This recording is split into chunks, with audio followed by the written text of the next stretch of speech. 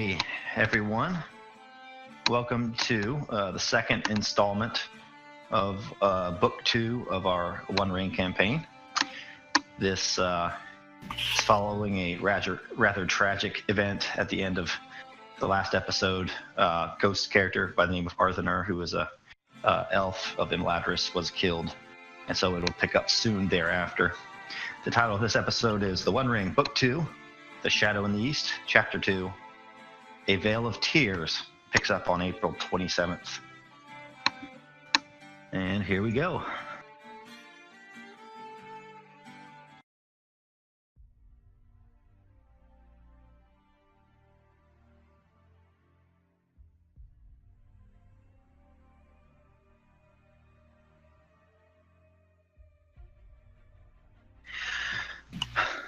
Through dark clouds the eagle dove, through crashing thunder that rumbled over the mountaintops and clanged in the canyons. Gwaihir, whose name means Windlord, flew with haste. For amidst the turmoil of lightning and the storm, he sensed struggle. Gwaihir gained speed and broke through the cloud canopy and sped into a ravine where he spied dozens of goblins. The savages scattered at his coming, scurrying into their burrows and hiding in their holes. For an eagle of Manwë is a thing of majesty, and they could not bear his fury. His wings were like a tempest, and claws like daggers from heaven. The eagle stooped over a broken and bloodied form. So ends your journey, Arthanur of Imladris, master of forges. For in the end your wrath and your pride rang louder than your hammer, and it was your undoing, thought Gwaihir. And then he bore Arthanur's form up into the heavens, and the eagle rose above the mountains until he spied beneath him all the lands of Eregion. He flew higher and westward as the sun sank into the horizon, fading from view as the sun set and shadow deepened on all of Middle-earth. Make swift your travel to the halls of Mandos, thought the eagle, until we meet again at world's end. And I fear it may not be too long.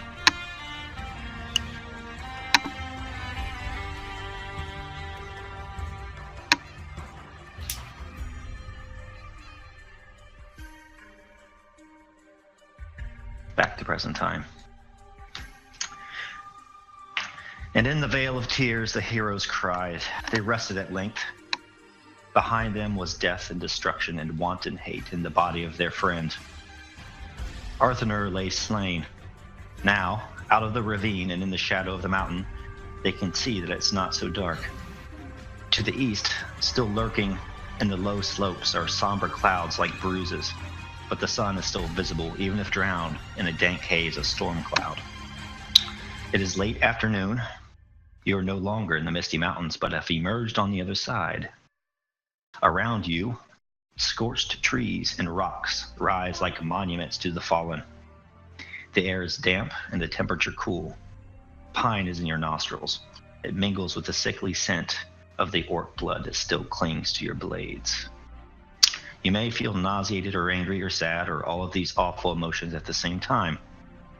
To the north, in the orange afternoon glow, is a spire of rock, perhaps 20 leagues distant.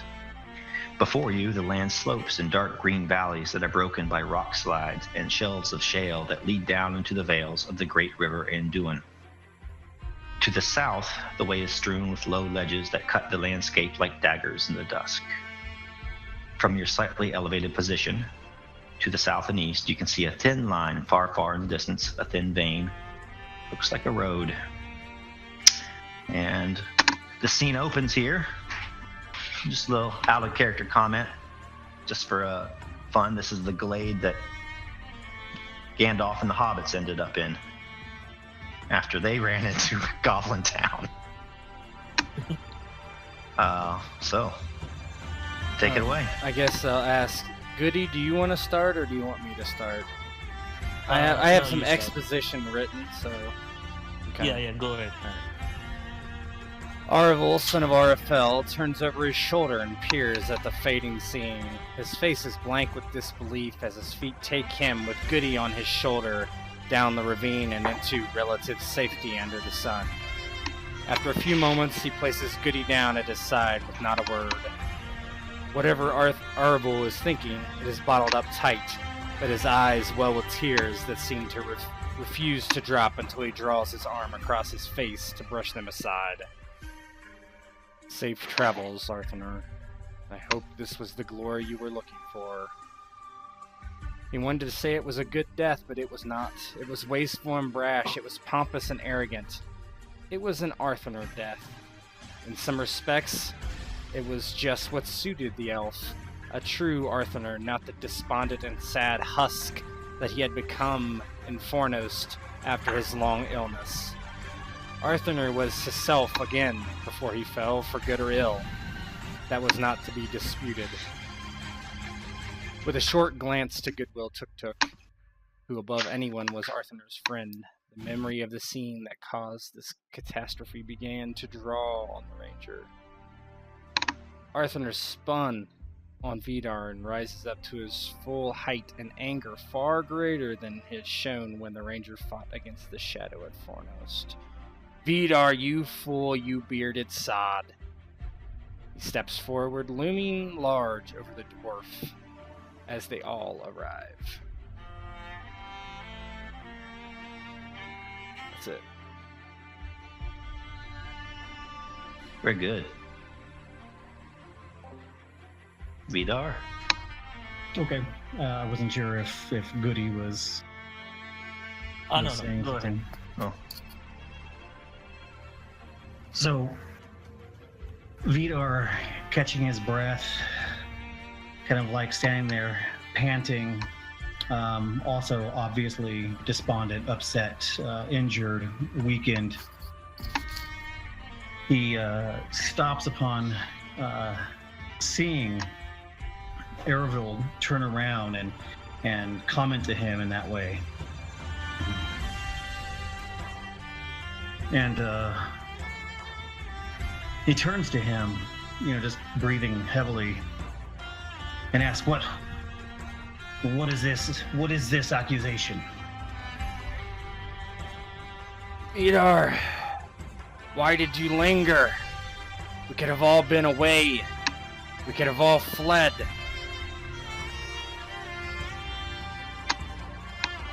Why did I linger? Well, I don't know if you saw the same thing I saw. I saw a member of our party not willing to move. I saw a member of our party staying there, fighting. It seemed he was going to stay to the bitter end, and I did not want him to fight alone. Why didn't you not stay? Why did you run and leave your friend there? Vidar, that was before. Arthanur stayed behind because you stayed behind. And then Arthanur's own foolish actions, But this would have not happened if we would have all ran at the beginning. And he kind of looks over Vidar's head, looking back up at the ravine, and kind of turns away and rubs his hands over his face as he's kind of pacing back and forth. And Vidar kind of shakes his head. I don't know what proof or evidence you have that he would have ran had I run. What I saw was a despondent man staying there, not wanting to run, but wanting to fight. It's almost as though he wanted to die. I did my best. I stood my ground. I was hoping to bring him back. He obviously refused. How you could accuse me of that, I don't know. We may have seen two different things, but I wouldn't doubt that. From your eyes, from your young eyes, you may not have seen the look on his face. You may not have seen the look in his eyes. He was ready to die. I was not ready to let him go. Arvel basically runs his hand through his hair and says, I ordered a flight. Yeah, he stayed behind. I do not quarrel with this point. But you were the first to engage. You were the first to stay. It was not he. Of course I was the first to engage and the last to leave. That's what any friend would do. I would hope that if I was in the same situation, you would do the same for me. You did You would not have engage on to my stay. behalf. You did not And I have to didn't. stay. And I didn't. I left. When it was obvious to me that this was his choice, that he was going to die no matter what, I knew to leave him to it, and I fled. I have seen many battles, many skirmishes with many orcs. I know what a man looks like who has chosen to die in battle. In my 150 years, I have seen many men die. How many battles have you been in, one young one? Have you seen the same look? Have you seen the look in the eyes of a man who wants to die? Because I have, and I saw that same look. And Arvo just kind of like waves a hand as he's kind of like lost in thought and anger, and let Goody jump in. Goody looks at Vida and he's just staring at him as he's talking. You know, the conversation is going back and forth. And he looks, says, "So it is glory that you seek. Not just coin and greed, it is glory. Glory in battle at all costs. You say you have fought many a time, seen many a men die, yet you wish to run into it like it meant nothing. I would think that in your 150 years of existence, it would have taught you something, when to run and when to fight. Yes, Arthanur did what he had to do, and I have to come to accept that, but we could have run. From the moment we saw them, we could have run. Do you think that we must fight all fights? Do you think that we must kill all orc and goblin we see? Is that what you are here for?" I am here at the behest of Aragorn. I am here at your side as a friend and as a warrior. I did leave. I know when it was time to leave, when all was lost and it was obvious that he was not going to move. I left that place knowing he wanted to die. His death is not on me. It is also not on you. It is not on any of you. His death is on him and his choices. None of us can be blamed for that.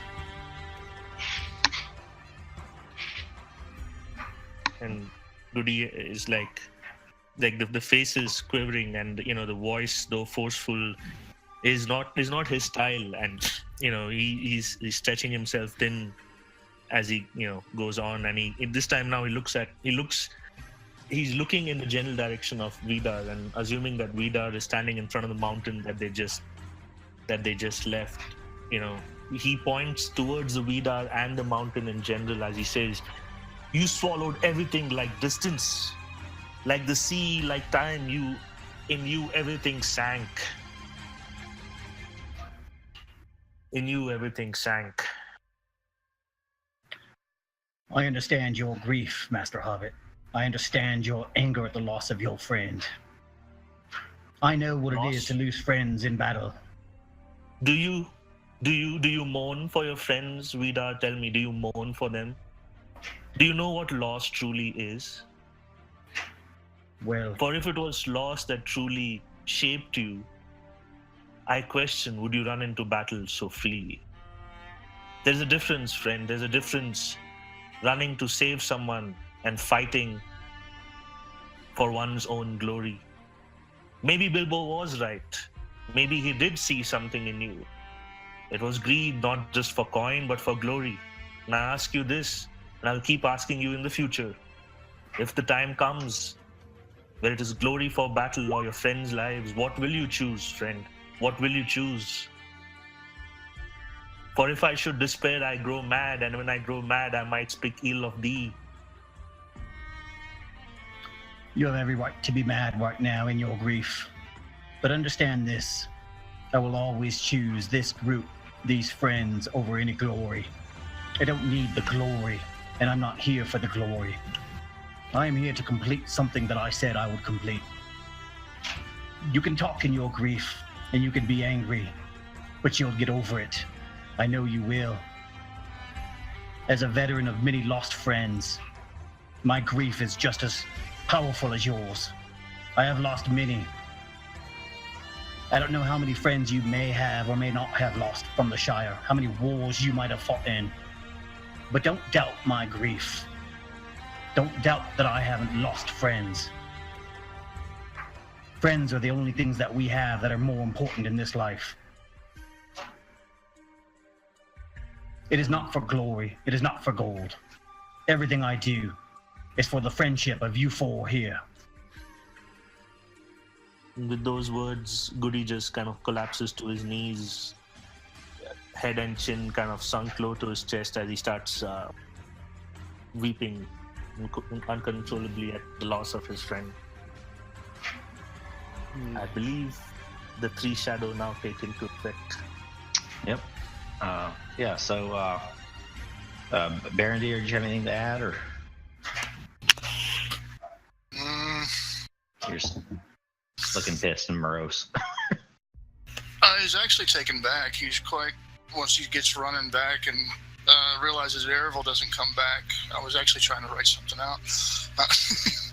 But he's turns around, immediately tries to assess the situation, but then he sees the debate go on between what he assumed was a group of friends.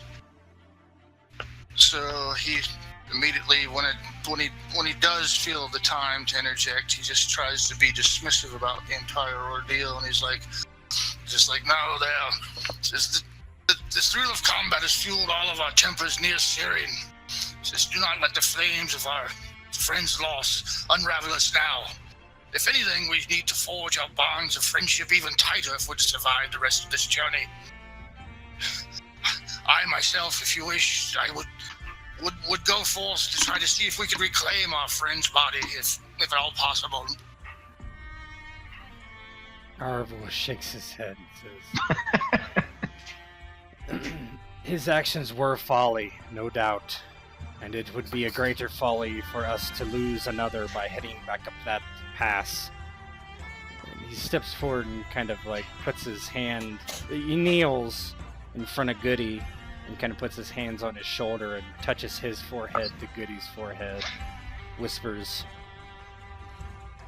he is in a better place than this one. Do not grieve of his passing over long. It would not be as he wished it. He squeezes Goody's shoulders as he stands up again and kind of faces everyone. Says, whatever happened up there was unwise. From Arthanur, of course, but the wisdom was failed by many. Looks at Vidar and says, I do not cast blame, I will not any longer, but know this. From this day hence, my word will be your authority. I will lead with as much wisdom as I can bear, but I must take your pledges now, for this fellowship is already broken. That you will listen to me, you will follow my commands. I am your captain. Swear it now and we will head east, along the road and away from this place of horror. If not, we will depart. Either to the forest of Mirkwood or to Gondor or to the Iron Hills. Speak now.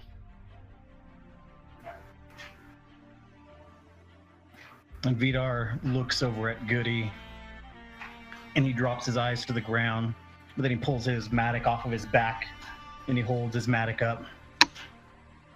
Boy, I have followed you from Fornost to this place. I have not stopped following you, and I don't plan on it now. Yes, things might happen that make us angry at each other, but that will only work to divide us. We will not accomplish what needs to be accomplished if we are divided. So you have my mattock. You have my word. I will follow you. and your order. And if my order is to fly in combat instead of facing the enemy? If you choose for me to fly and leave a friend to die under a pile of green-skinned swords, well, I will fly eventually.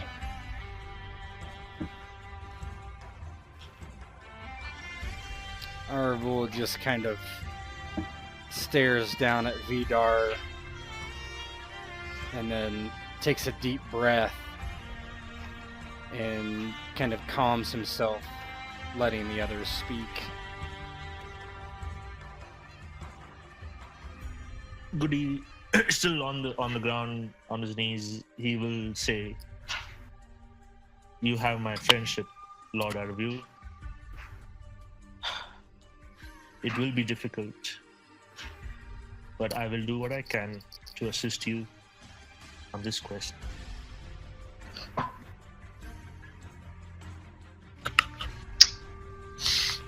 Barandil just kind of rub his beard, look really grim, deep in thought. I came here with my men. Most of them have already fallen. We went against our superiors' orders. I find myself without home or purpose. If your quest should give such things, I shall continue to follow alongside you and lend what aid I can. Yeah, he nods. My quest is a sole purpose now, to defeat the Shadow. If this means rebuilding Cardalon, that is one thing. If not, that is another.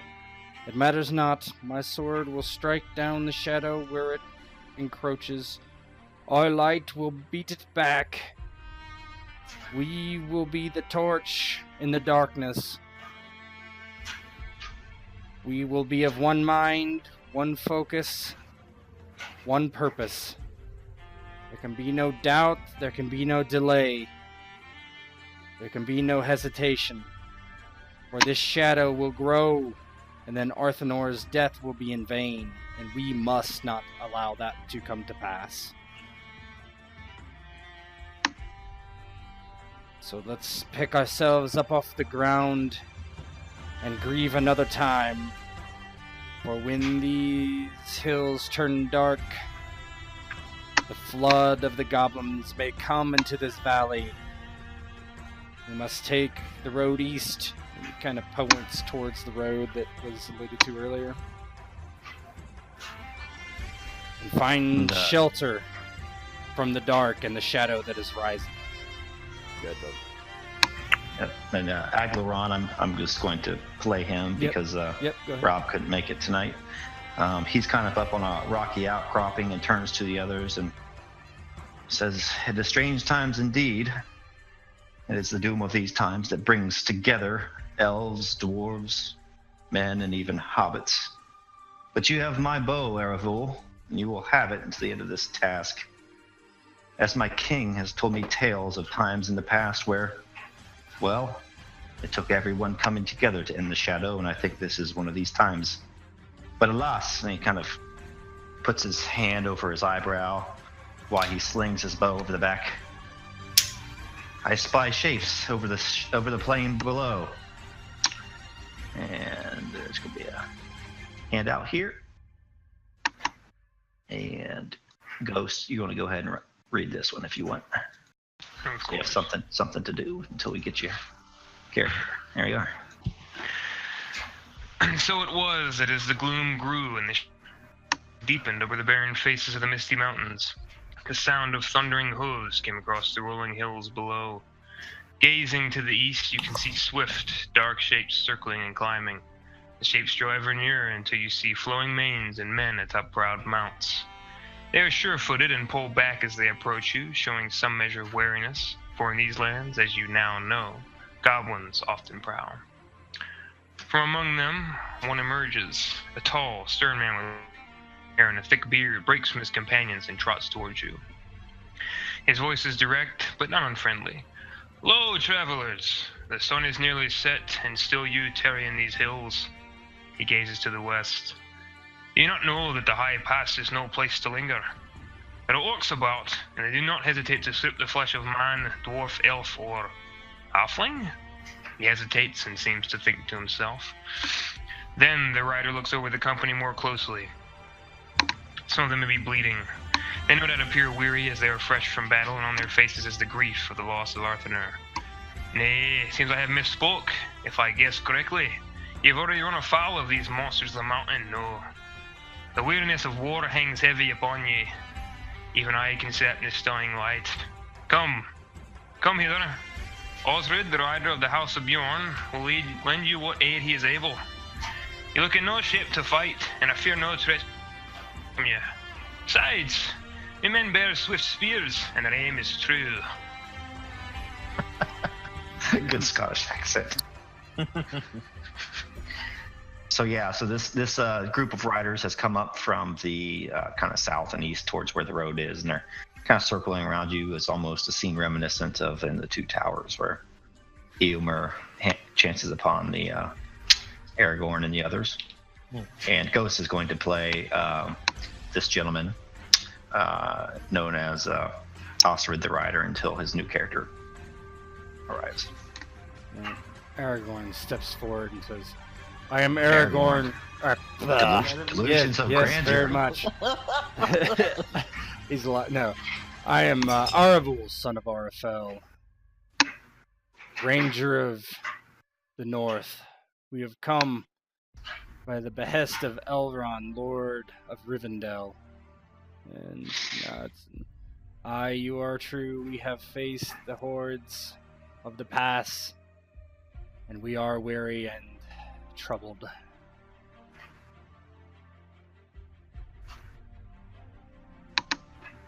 We would come east with you for shelter and safety, away from the falling sun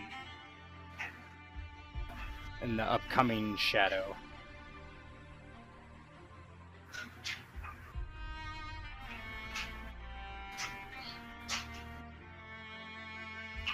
Ghost.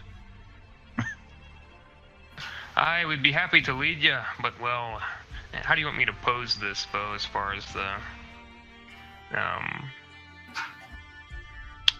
No, just don't worry about it. This All right now. Long. Yeah. I'll be happy to lead you. If you're ready to move, that is. I know you seem a bit despondent. Wouldn't want to push you, but the mountain is there, and those little grubby fools are gonna be wandering around soon. They're on horses, correct? Mm-hmm. Arvel says, we are ready. I only ask that our friend Goodwill may be able to ride to speed our way. And he nods to the halfling. Oh, no problem. Most of these horses are big enough for two anyway. Matter of fact, I feel like going for a jaunty little walk and hop off his horse and offer it to you and the halfling. Go on then. She's a good one. She'll listen to you. And Arvel nods.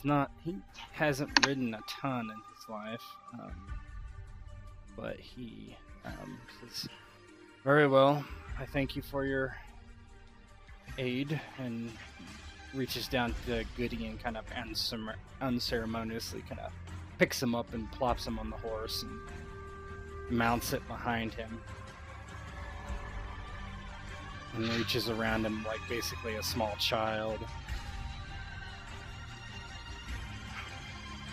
Goody doesn't say anything, he just nods to Aravul as he does that. Still despondent and lost in his own.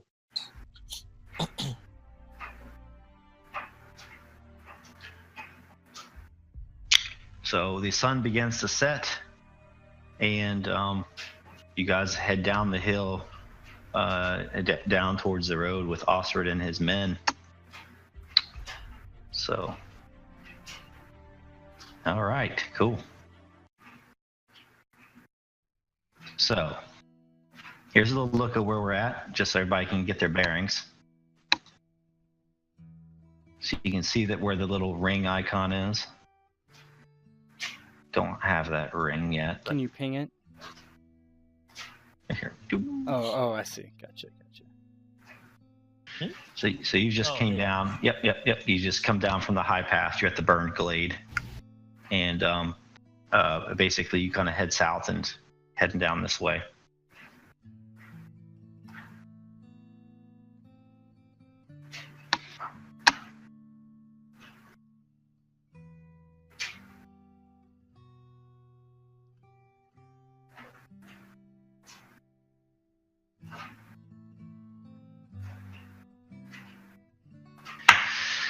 East of the High Pass, also known as Kirith Thorn and Endrath in Sindarin, the land gently slopes downwards. Pine forests grow in the mountain valleys, broken by great expanses of bracken and stony ground. Far to the north, as far as the eye can see, you can see a spire of rock juts skyward to the heavens from the mountain's foot. The slope continues as you wind your way east and south again until you find the road. Here, the road is sparse, but more often than not, it's paved with stones that, though they've seen too many centuries, are expertly crafted and well set. After the sun sets, bright stars appear overhead. The foul weather has blown to the east, and now the sky is black and speckled with points of light. A brisk breeze blows down from the mountains as you've made your way about 20 leagues southeast. There we are, says Ostrid. He points down the road to a set of ruins that flank the thoroughfare on either side. We have caches of firewood and other supplies inside, even dried meats and a cask of wine if that is your want. Elendil's Camp, these ruins are called, though I know not why.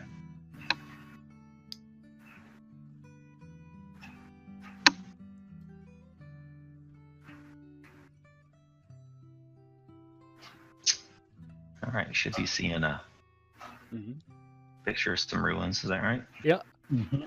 Cool. So you guys roll into this camp, and Osrid's men seem to be kind of in good spirits, and they're trying not to say too much to you because they've obviously known that you've gone through a great loss, but they're not trying to open old wounds and not saying much. So they'll offer you some water, and after we get there, start to build a campfire as the sun has already set and it turns into nighttime. Does anybody want to give a lore check? And just for this session, guys, let me try the players themselves keeping track of how many successful skill checks they make. So I want to see how many advancements points you get based on that. Sure.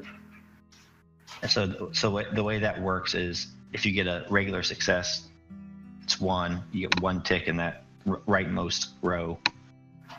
After you get a great success, you get 2 ticks. If you get an extraordinary success, you get 3. Does that make sense? Mm-hmm. All right. Has anybody got lore better than 2? Oh, nope. Guess it doesn't matter. It does not matter. There you go. Barondir Great. golfed it.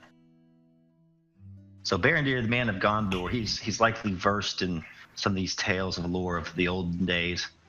And he knows that this area probably has nothing to do with Elendil, although his armies likely did march along this road once upon a time. There used to be old towns along this route. And this area, there used to be a town by the name of Haycomb that's since kind of fallen into ruin.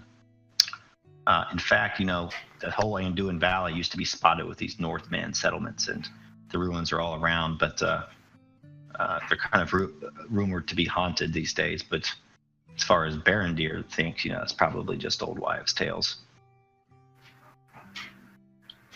So Barondir, so with that, you would give yourself 2 check marks. Lore column. All right.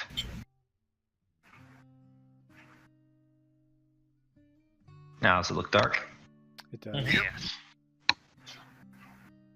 All right. Anybody want RP? Kind of get ready for bed. The fire is crackling. They're roasting some some meat. Maybe someone has gone out to hunt and they have a cask of wine there.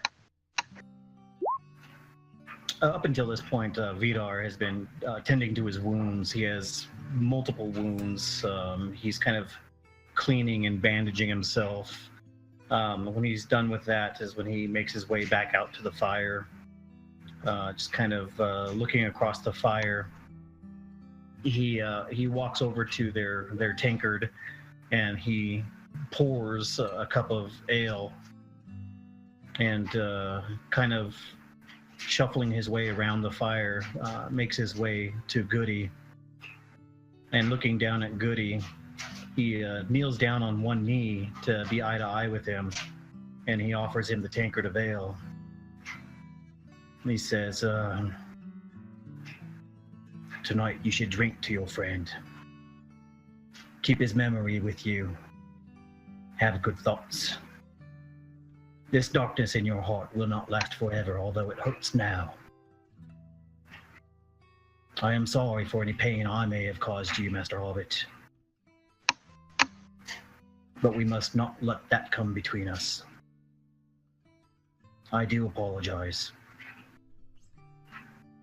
I will try not, ever again, to betray your trust or hurt you, as you think I have done this time. And he offers him the ale. Goody takes the mug of ale and nods to Vidar. Sips a bit, comes back and he says, "These are dark times indeed.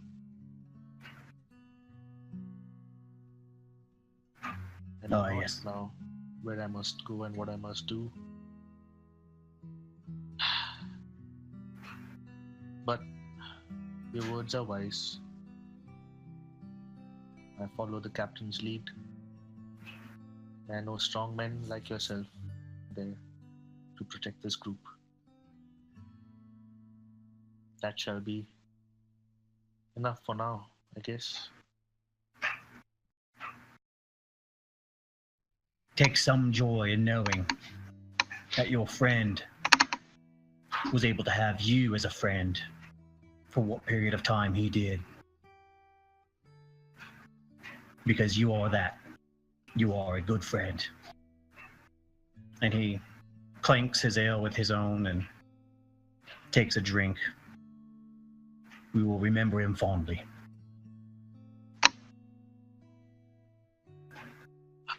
Indeed, Master Hobbit, Master Dwarf, indeed. I am not yet certain if I have been a good friend. Only time will tell.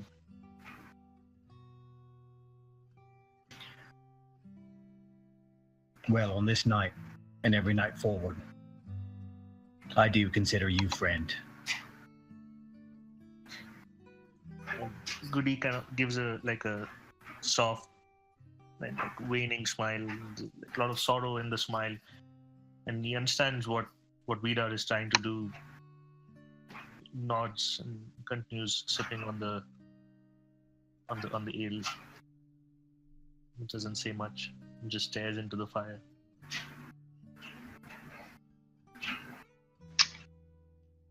The crackling fire continues as the riders start to drift off to sleep one by one, and they set a watch about the perimeter of the camp and send scouts up and down the road as well. Wanted to try something. Could. Berander, having known the lore about the place, once he realizes where he's at and they're settling in for camp, he'll kind of warily ask Osric, he'll go, "This place here, says it's safe to spend the night?" Safe to what? To spend the night? Oh, yes. Done all the time. I seem to recollect tales of the surrounding region being haunted. Oh, nay bother with that. Tales are told about tons of places that are haunted. Besides, not all ghosts are evil. true enough. Just like to awaken in the morning with all my appendages intact. They'll not steal nothing. They might steal a watch or two so other fellas can get to sleep. But nay, they'll not cause no trouble. Very well, very well. I'll let you run things as best you can. And as he's poking around the fire and eating meal and stuff, you'll notice the exchange between Vidar and Goody. And he'll just look and kind of raises an eyebrow, just kind of like ironic contradiction, just kind of like, you know, he's just ponders it for a moment, then he'll turn to oh god, what's your guy's name, Ted? Arvel. He'll turn to him and he goes, says, your hobbit friend there, he doesn't seem to be right. He is a gentle soul. This loss will haunt him for perhaps the rest of his days.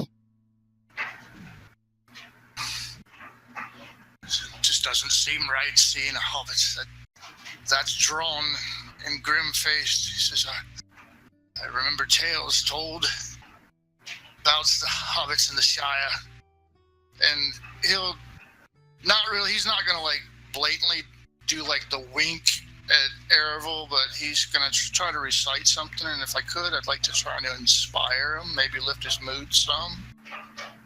I don't know if it has any actual mechanical impact, but I have a poem I'd like to read, because I know the little guy likes to do poems. Yeah, roll them dice. So initially, guys, I was going to have you all roll for Shadow, but the RP was so good afterwards, and you guys came together as a fellowship that I'm not going to make you roll to gain the Shadow. And so I think this could be part of that. Okay, this just doesn't seem like what I remember the tales of hobbits being. He says, I remember an aunt of mine telling a tale of the Shire. I says, how did it go again?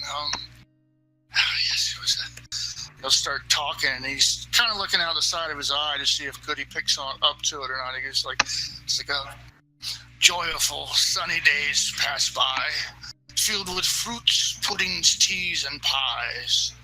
Hobbits laughing, all filled with cheer, in hopes that it would be a good harvest year. Sunflowers shine as stalks lay beside the field, and from humans hobbits stay concealed. Many hobbits like to smoke a pipe. Long bottom leaf or old Toby are a preference type. And hobbits lay the soul of the Shire. All hobbits also have but one desire. That isn't something that starts small, then grows. And then that's when their pure nature, well, it shows.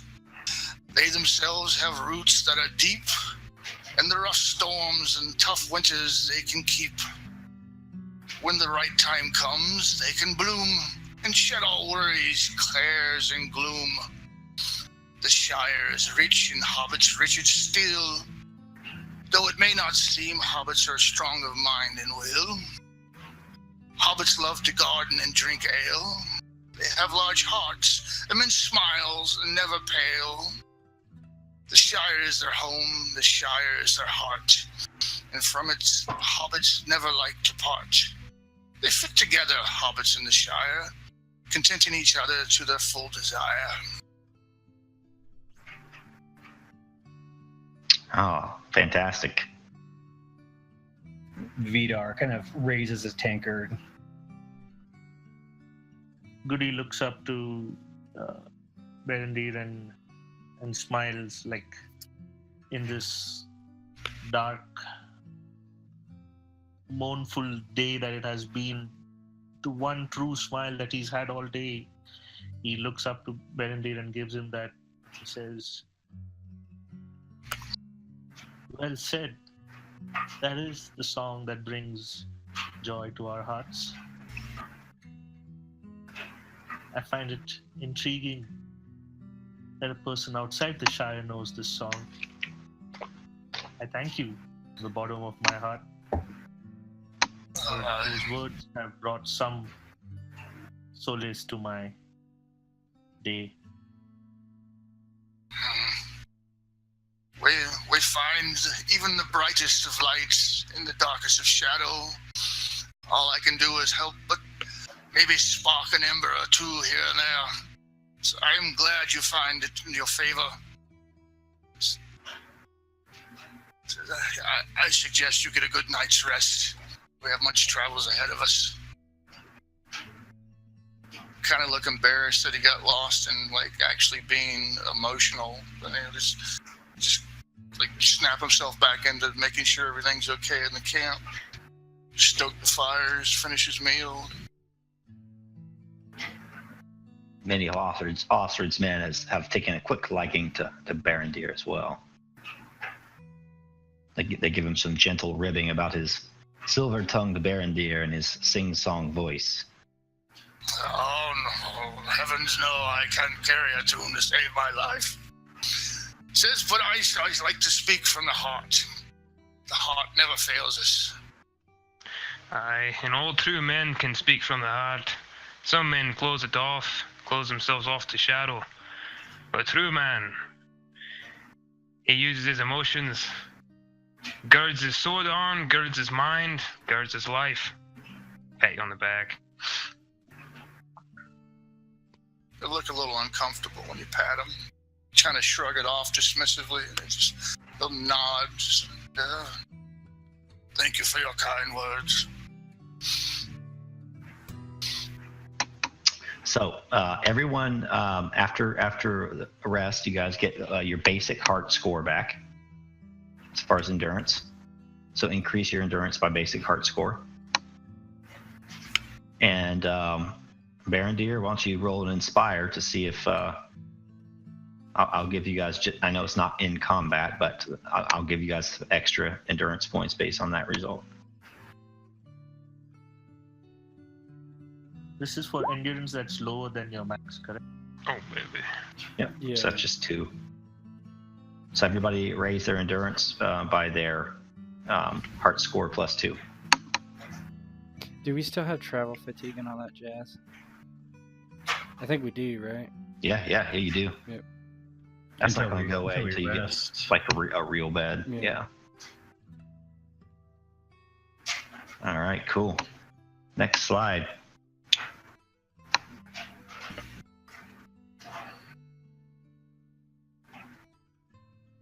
All right, can you see that? Yeah. That's not as bad. Not as bad as you think. As the moon traverses the night sky,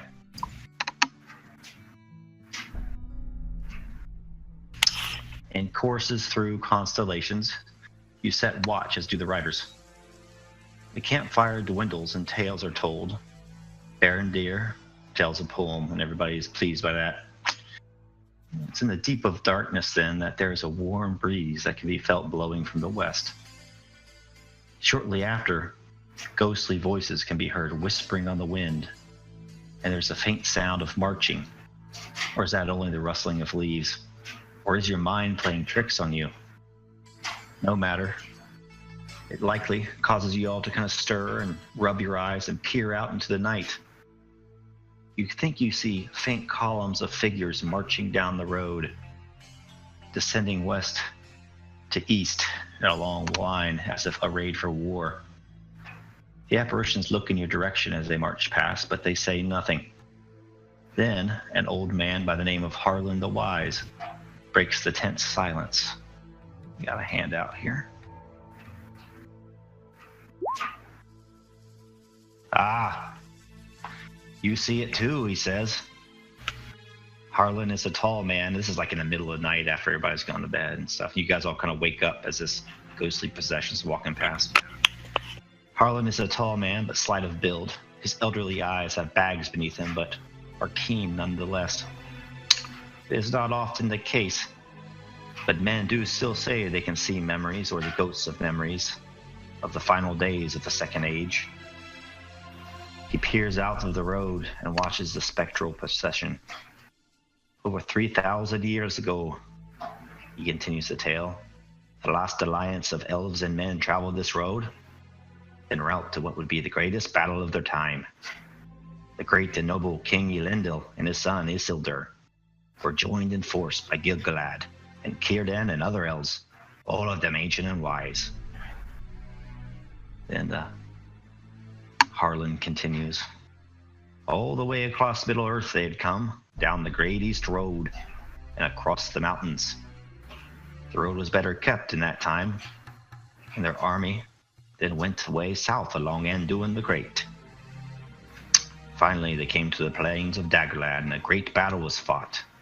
The details of that battle, however, have been lost to memory. But we men of Anduin Vales, well, we still have some wisdom that has stayed with us. Tales are told of a siege of the Dark Tower and the destruction of the enemy by Isildur's hand, and of his great ring of power. He pauses, and still the ghostly procession continues, just march, march, march. Starts to thin out, though, a little bit. Dark tales for dark times, indeed. Indeed. And then, sitting there in the middle of the night, he ominously takes out his long-stemmed pipe and begins to smoke. Terrible. And Good. oh, just really quick, anybody do a lore check about Isildur?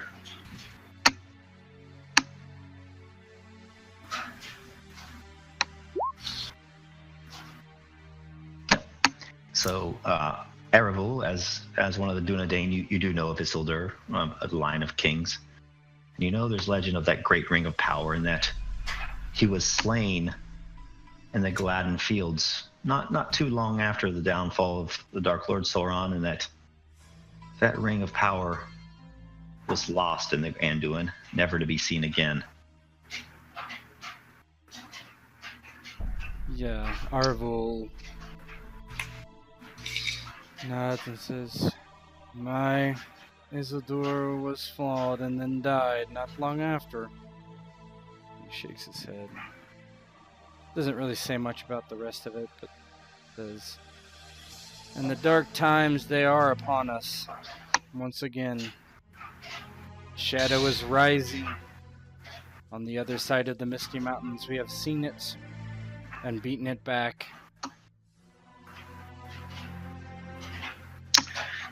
And Harlan looks around for Goody. Has he kind of woken up and gone to around the campfire, or?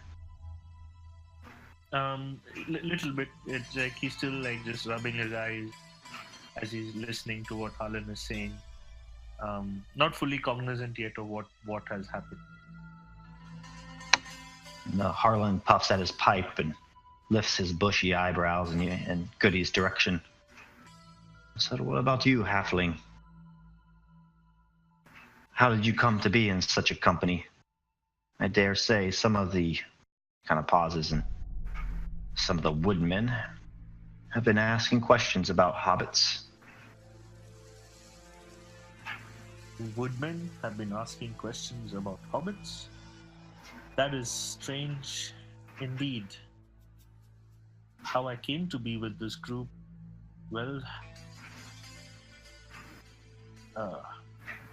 by chance, I would say. And can Goodwill roll something to? He's a little kind of not feeling this conversation. Plus, he remembers what Lord Elrond said about a hobbit being sought on this side of the mountain. That sounds like a riddle to me. Riddle. Okay, here we go. Or courtesy, if you want to smother him with niceness, whatever you want. Oh, or yeah. you could smoke a pipe with him. Okay. If you choose to buddy up to him and smoke a pipe, I'll let you roll twice and keep the best one. Yes. So now Goody kind of like is completely woken up from his sleep, and there's like something is not right. So he kind of sits up and he says, Master Harlan, it's been indeed some time since I've had the good fortune of smoking some excellent long bottom leaf. Would you mind if I borrow some of yours? And Goody pulls out his pipe, and he does it very like I can roll courtesy for that request. All right, roll it up. Roll twice.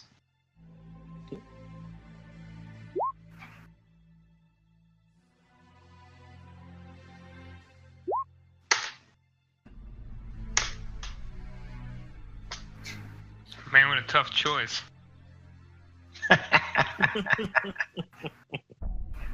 So you pass, and he starts to smoke his pipe with you, and you loosen his lips a little bit. He's telling you, just saying yes. He says, some of the woodmen down south that live along the eaves of Mirkwood, they're good folk, most of them, but some of them have taken to evil and banditry. I dare say they're living beyond their means, have things shiny and worth way too much. A raid like your dwarf over there, and kind of looks at Vidar, who might have some bling on or whatever. Yeah. He says, he kind of senses Goody's apprehension. Says, don't worry, halfling, you're safe with me, and this is mighty fine leaf. Indeed, Master Harlan. That is the one thing I can provide this group time to time. Some good long bottom leaf. And happiness, though the latter has been lacking since certain events have transpired. But these woodmen that you speak about, are they looking for some specific hobbit or any halfling that catches their eye they're trying to grab a hold of? He said, I wouldn't know. I don't know much of your kind, but there are those with looser tongues than mine and those who are more well-traveled. I say speak to some of the townsfolk over the old ford. They'll be able to tell you more. Turin the Tinker is one to gab, as is Gelvira, and her pot is always full of victuals. I dare say that a lot of you could look like you could use a warm-cooked meal. Yes, indeed we can. And many a thanks for warning me about what lies ahead. It is indeed true that I am an outsider and I stand out among all men and elves and dwarfs. But I'll do what I can to stay hidden.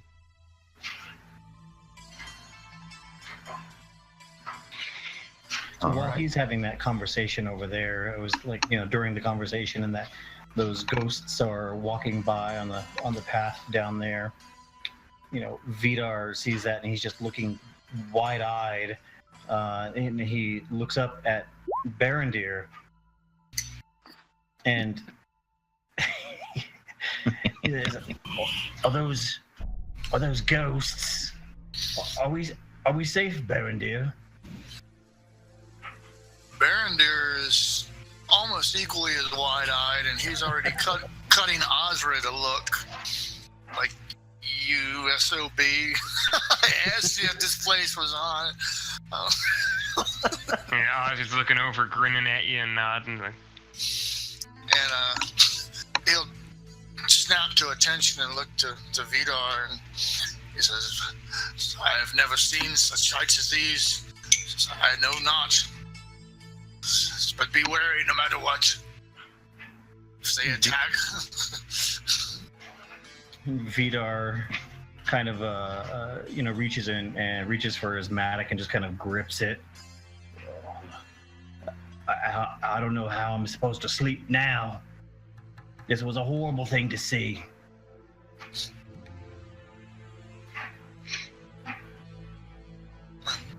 Barandir will rub his chin and he'll just go kind of like, wonder why that our souls still wander. They have unfinished business? Well, let's hope that we are not their business tonight. As you're chatting, like the last of the column kind of walks by, and the sounds of the night return, and you no longer hear any whispers on the wind or any ghostly presence.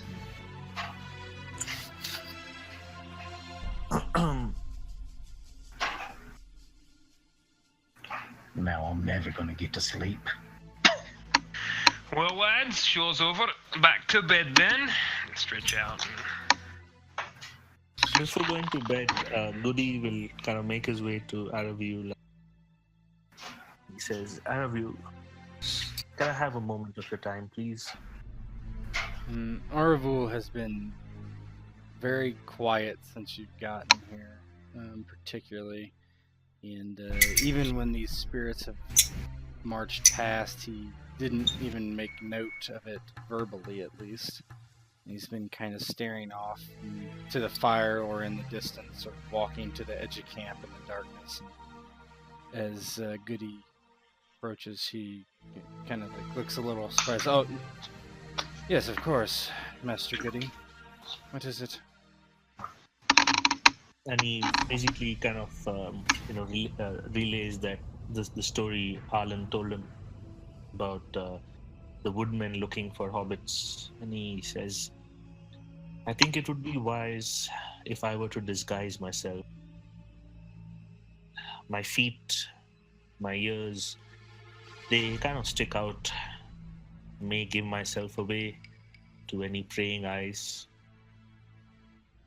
If I were addressed as your son or your nephew, whatever you may please, bandage my feet and cover my head, maybe we can get by without me being noticed as a hobbit. Nods that. I don't expect any of these people to have seen a halfling before. I think it is wise that you would stay hidden for sure. How we cover your feet, though? He looks down at your oversized feet and kind of scratches his chin. I don't think there is a pair of boots that you could slip on. Goody smiles. Indeed, maybe not boots, but we could bandage them with some cloth. Make it look like maybe my feet were hurt during the travel. He nods and considering, a way to do something that might help keep him disguised, but he nods again. Aye, we will do what we can, and I believe we should address you as a child, not a halfling. We should speak to these men and ask them to not reveal that you are here, but it may be difficult. As they say, the cat may be out of the bag. Yes, that is true. And Alan also told me that these woodmen there at the old... Was it the old ford or the... What is that you said? The fjord? Both? Oh yeah, he just suggested that if you want to learn more about them and that sort of thing, just talk to the folks in the villages by the old ford. Yeah. So Goody will relate that to Aravu, and he says, just for you to decide, my captain, that is the route we should take to find out more about the interest in halflings from the shadow. Well, and with that, Goody bows and makes his way back to his camp bed. Yeah. And before Goody kind of departs, he does say, that is why we're here. To learn of the shadow. We will head east. And he watches Goody go and looks back out into the darkness. Clearly not going to sleep. Thinking about the previous days. Wondering if it was a failing on his part.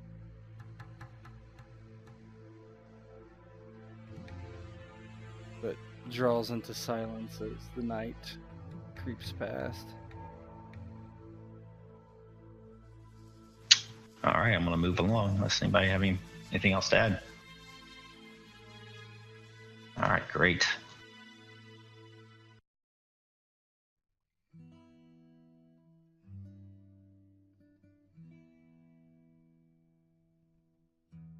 Yeah. It's like the Indiana Jones thing, like moving. since you're in the company of these riders and you're along a good road and pretty easy terrain, I'm not going to do any checks for this little tiny journey here, if that's okay with everybody. Yeah. So. Yes. Thank you. So, in the morning, the mood is brighter. The sky is still clear, and as the sun rises, it goes from a pale to a brilliant blue. The terrain is greener as you travel east. You pass a few more scattered ruins on either side of the road, but then those give way to rolling plains of verdant grasses and wildflowers that are clumped together, and in the distance you see copses of trees. Finally, far in the distance, you see a gleaming ribbon of water. This is the great river Anduin. And then ahead of you, clustered at a ford, was what looks to be a small village. A thin wisp of smoke seems to be rising from it. And then Ostrid kind of rides up to the head of your column there. Or I guess he's walking now, right? He has Erebul and Goody that's on the horse. Yep. Ostrid kind of looks to the east. Aye, do you see that? Or do my eyes fool me? Alas, smoke rises from the old ford.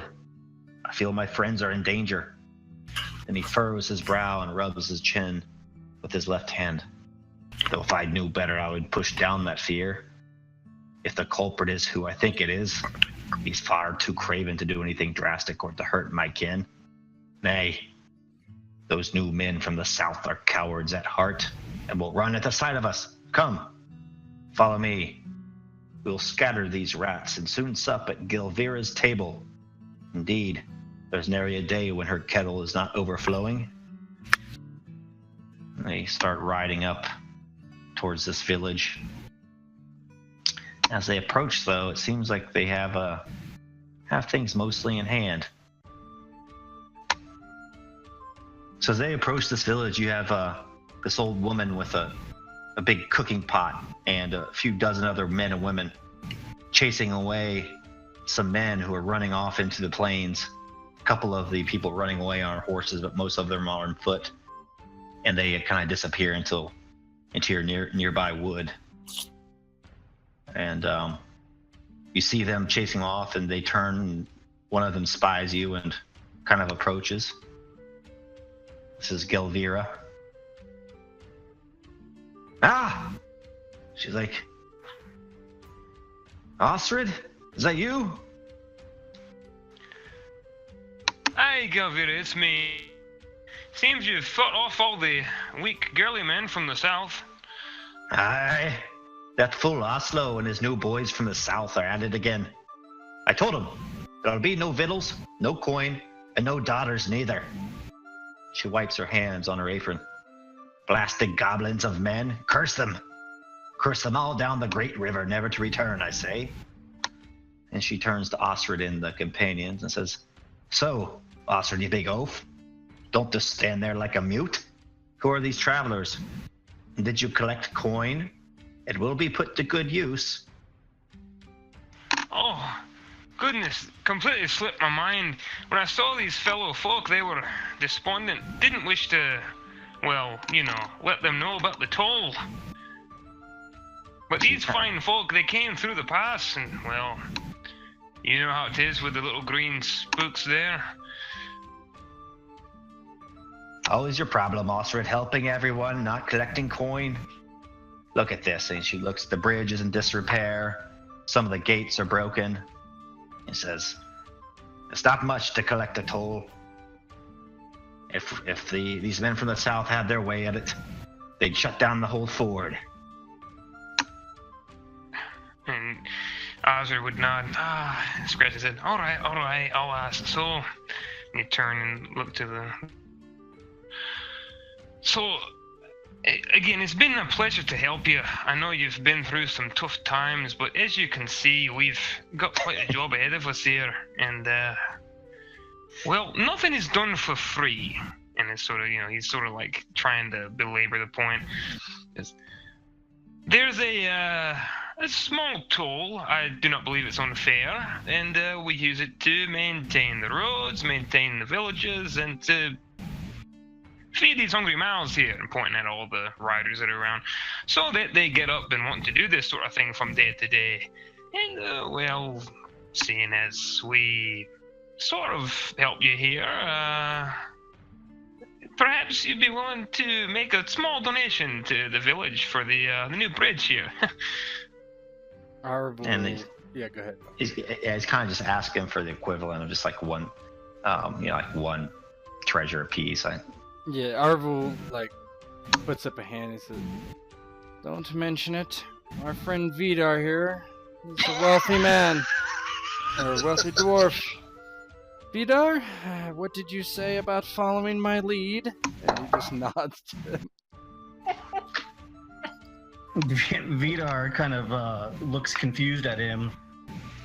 Oh, I said I would follow your lead. I didn't say you could rob me. Well, I do believe you said you would do what I commanded. And he just kind of starts walking forward with a very slight smile. Well, I'll never understand these humans. He just shakes his head and follows behind him. So you're gonna give these people equivalent of 5 treasure. It's not too much. It's 1 apiece. Oh, I was trying to get Vidar to pay for all of it. Yeah, that's what I'm saying. Yeah. It's 5 for all of you. It's 1 apiece. So. Oh, you were seriously trying to get him to do Oh that? yeah. Yeah. Yeah, Ozra's looking at you expectantly since the onus has been put on you for the... Vidar, he mumbles to himself, "Oh, you better not get used to this kind of thing." As he reaches around for, a sack of coin, and he pulls it out, and he looks up at Eravil. "You really better not get used to this kind of thing." And he goes ahead and he hands it over. Yeah, Arvel's like, "Call it a display of good faith. You are willing to get rid of some of your coin? Well..."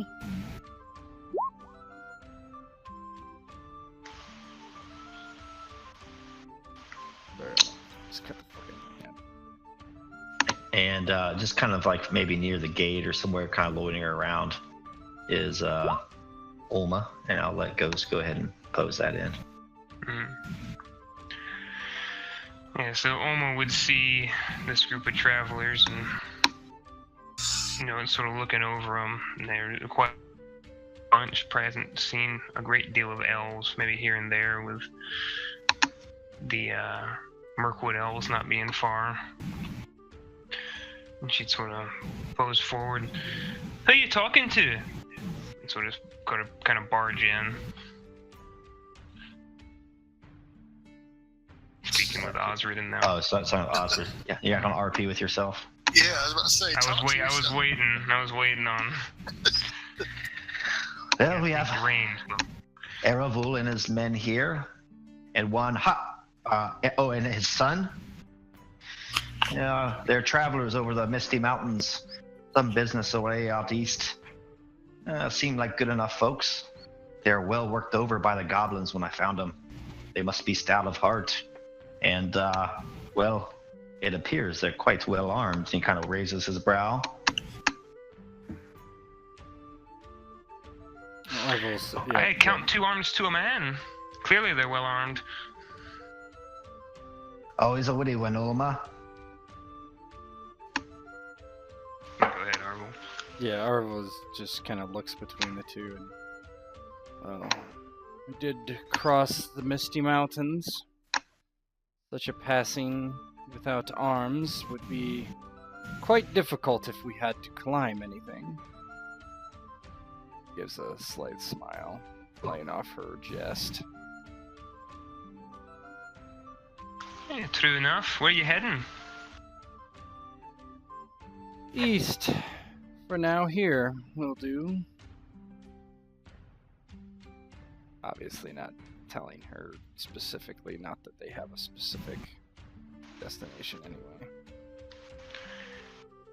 You know the East very well. No. We are from Iridor.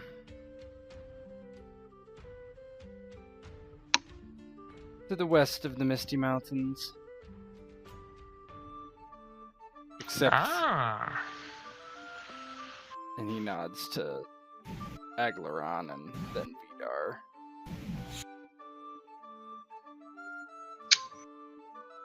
Aglaron just is a strong silent type. Yeah. And Vidar Well. just kind of nods his head. Like, go away.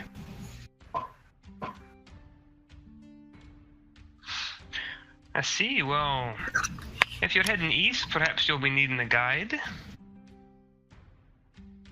Arvul kind of looks at her, then looks at Vidar and says, well, how much would you be wanting for such services?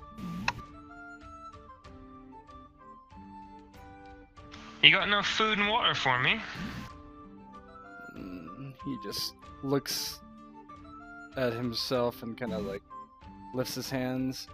Unfortunately, we have next to nothing but the master dwarf there. He's quite a wealthy sort. And he looks at Vidar again and looks at her and then says, but I'm sure we can come up with something between the 5 of us. And he puts his hand on Goodwill's shoulder, kind of absently.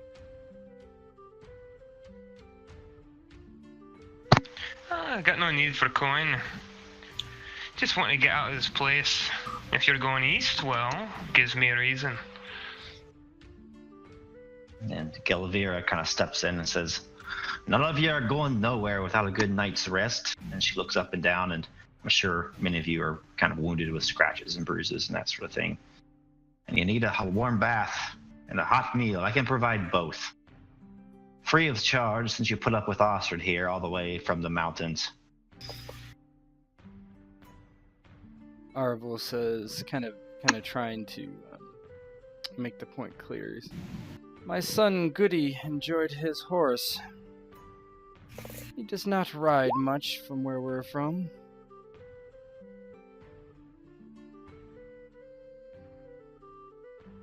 So that took you.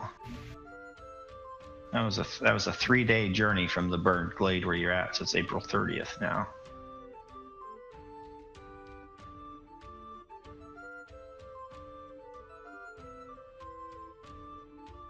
Just for my own Yeah, good.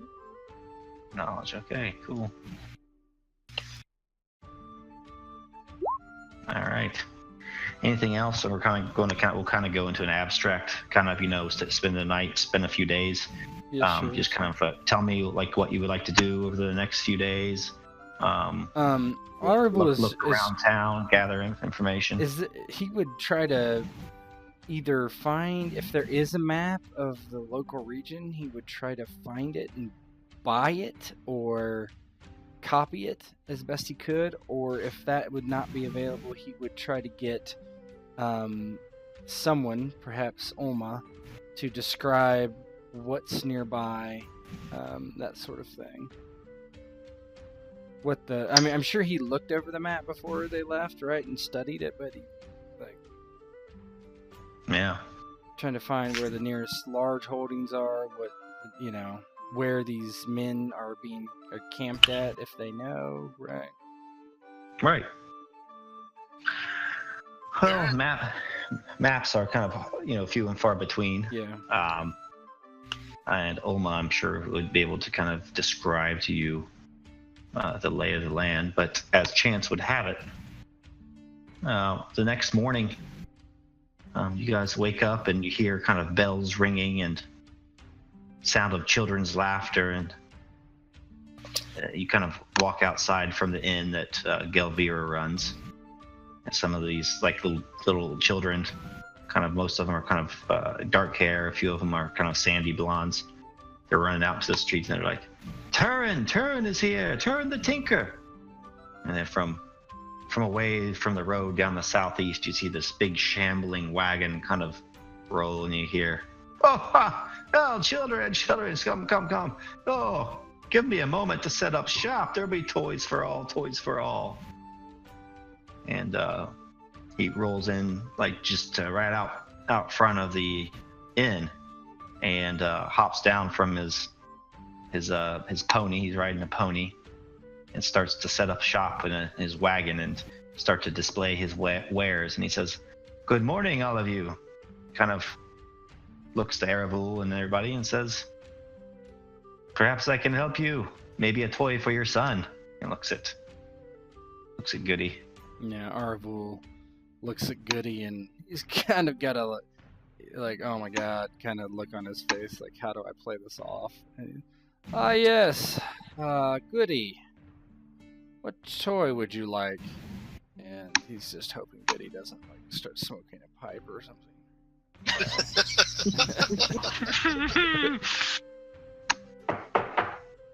Goody just looks at the.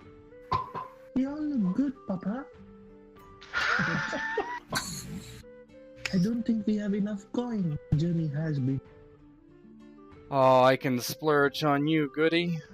And he like finds the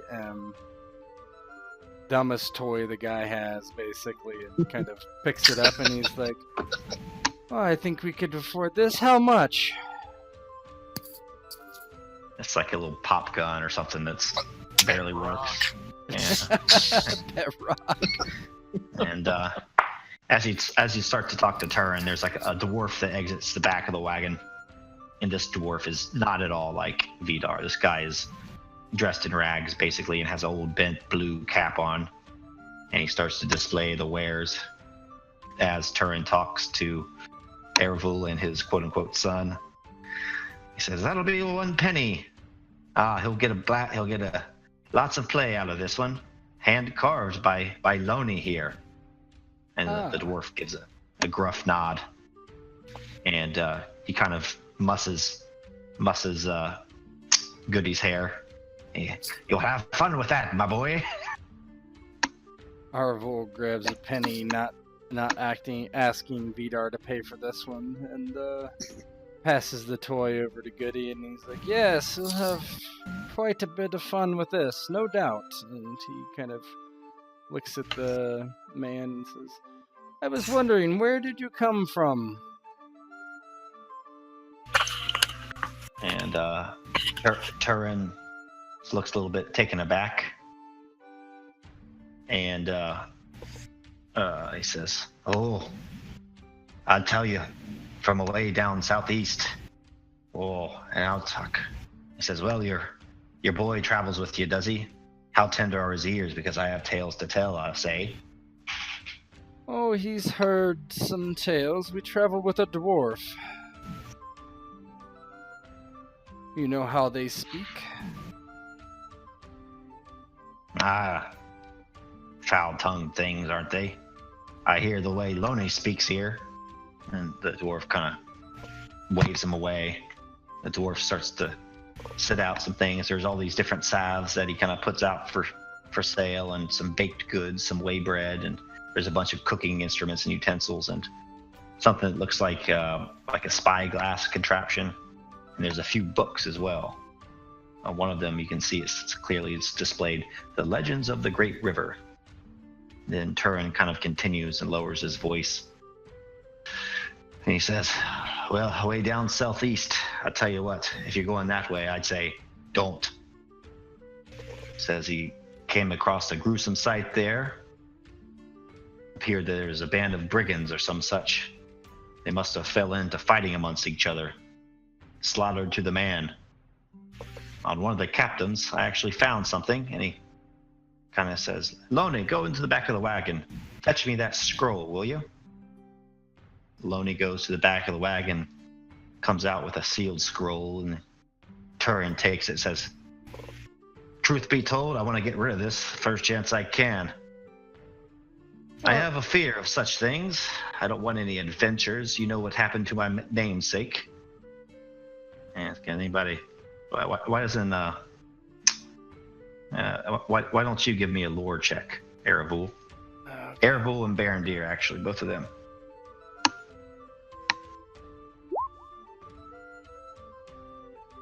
So that's a great success. That's another hit. Yeah. Yeah. Okay. Yep.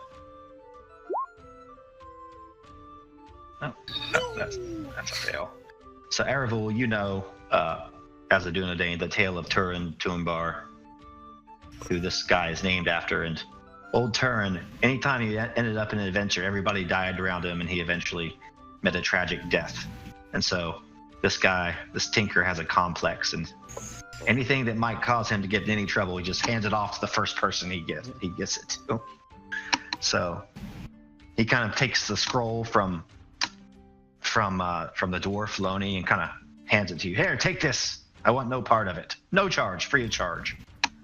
And you look at this thing, and it's a wax, has a wax seal on it, and it's sealed with a sigil. It looks like an eye. Yeah, Arvel takes it. Do I know the significance of an eye? Is that something that is commonly known at this point? Roll a lore, but you got to be at 18. Oof. Okay.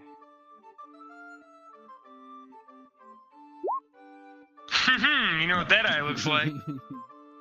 No, it looks like a normal scroll to you. Okay. Yeah, fancy eye. So you probably just, I'm just gonna say with that, you just open it, okay? Yeah, Arvel just he would have anyway. He kind of nods, takes his dagger out, breaks the seal, and opens it. And I want you to give me a corruption check. What is that wisdom or valor? Yeah, wisdom.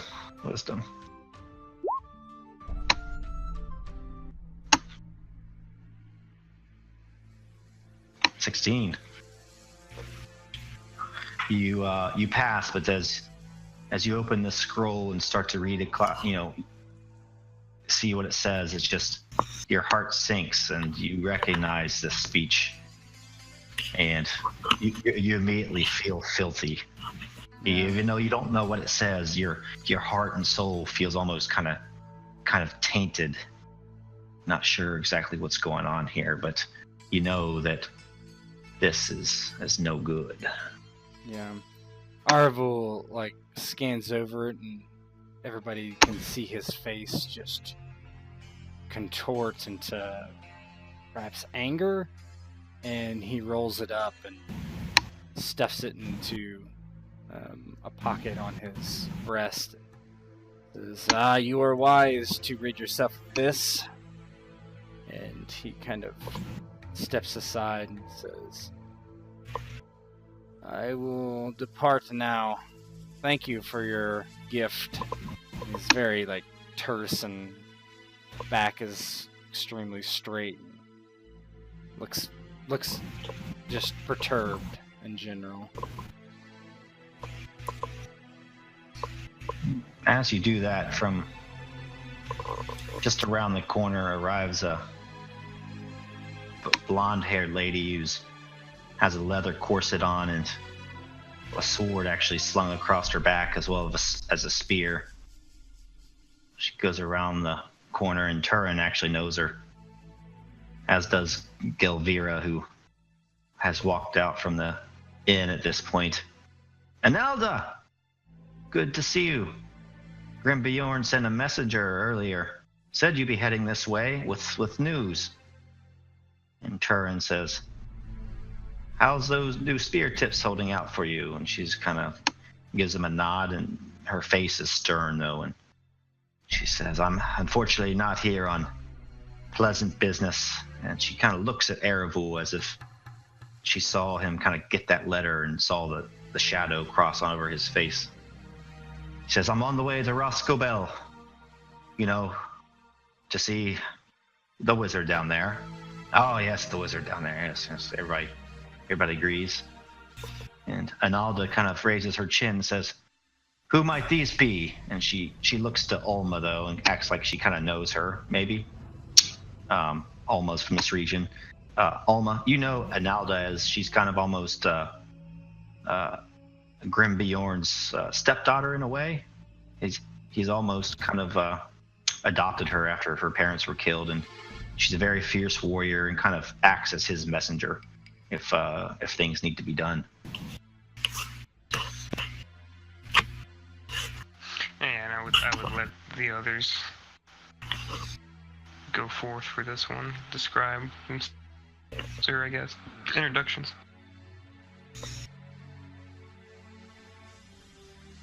Yeah, guys, I've been speaking a lot.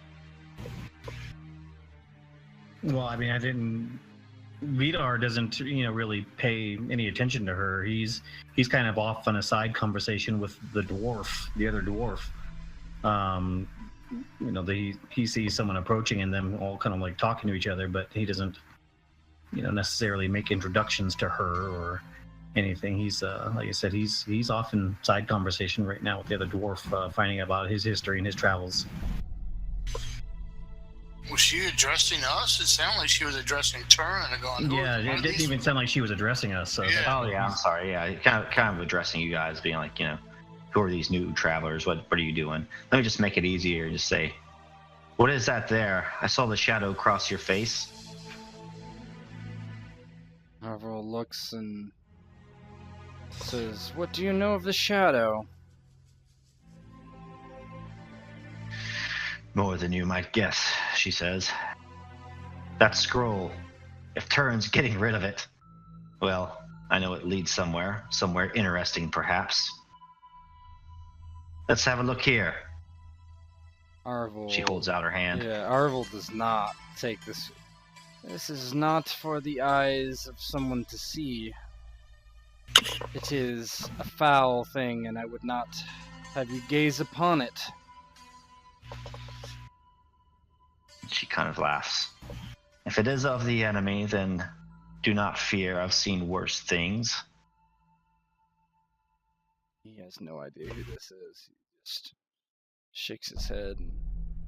I'll keep it close to me for now.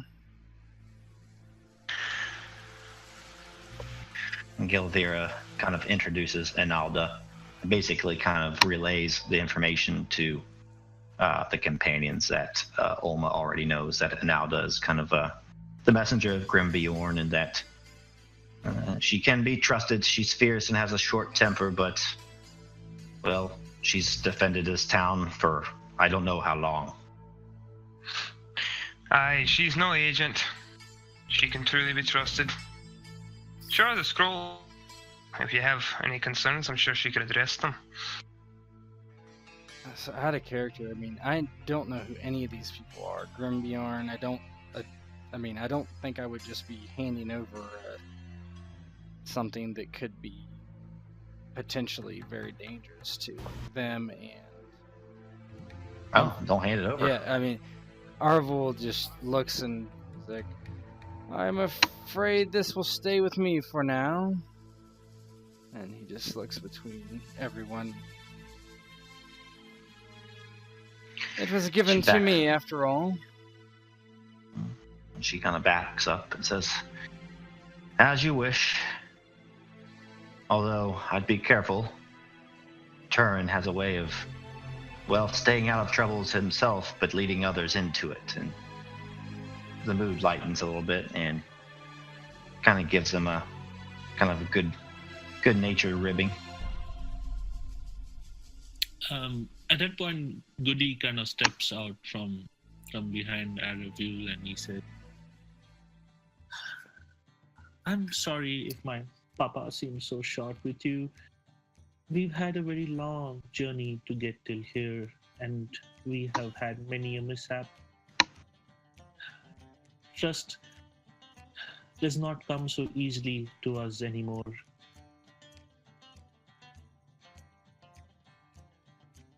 Analda says, well, if you've had a long journey, so have I. It's at least 4 days from my lord's house to the north. If you won't let me read this scroll, at least perhaps you'll let me dine with you this evening, and perhaps we can get to know each other. Sounds like a sound proposal. As most people are wary of strangers, but yet it's hard to overcome being a stranger without getting acquainted. Dinner and conversation would be a most welcome event in my mind, though I cannot speak for the others.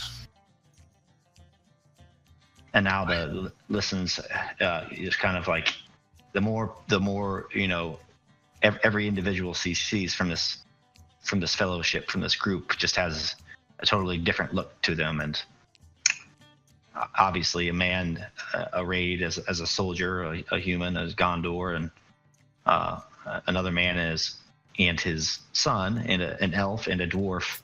Very unlikely company. And she keeps her mouth shut, but agrees. And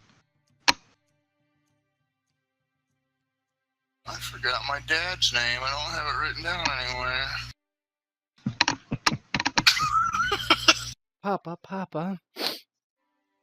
I would make introductions. I am Barandir, son of Bromadir. Well met, Barandir. Well, the morning is young. I have some business to attend to in town. Gelvira, I trust that your kettle is overflowing for this evening, as usual. Gelvira says yes, and she talks about the kind of stew that she has on that night. And Alba says, very well, I have some supplies to obtain. I'll be heading south to visit Radagast in the morning. Now, does that ring a bell? I'm guessing I have somewhat of an idea who Mithrandir is, but Radagast. Yeah, I think so. It's kind of hard because Drob isn't here. He does have like Mirkwood lore and some other stuff. Okay. Because here's the thing: if I knew that she was an emissary of a wizard, then I would give her the scroll. Mm-hmm. She's not. I mean, she's of kind of Bjorn's house, but she kind of travels back and forth through all the homesteads and down to Rhosgobel and Woodland Hall and all these areas because she's a very capable sort. So yeah, Aglaron likely may even know who she is. Okay. Well, I'll bring it up later. That's fine. Would fill you in on that. Mm-hmm. And if you ask him who Radagast was, he would fill you in on who he is. Okay. Yeah, he won't say anything right now. Besides, I am Arvel. He doesn't give like a typical lineage type of thing. And this is my son, Goody. Arvel and Goody, quite a pair. One name is quite different from the other. I'm taking that's his nickname. What's his real name? Goodwill? Yeah. A truer name I haven't heard in some time. But like I said, the day is young and I have much work to do.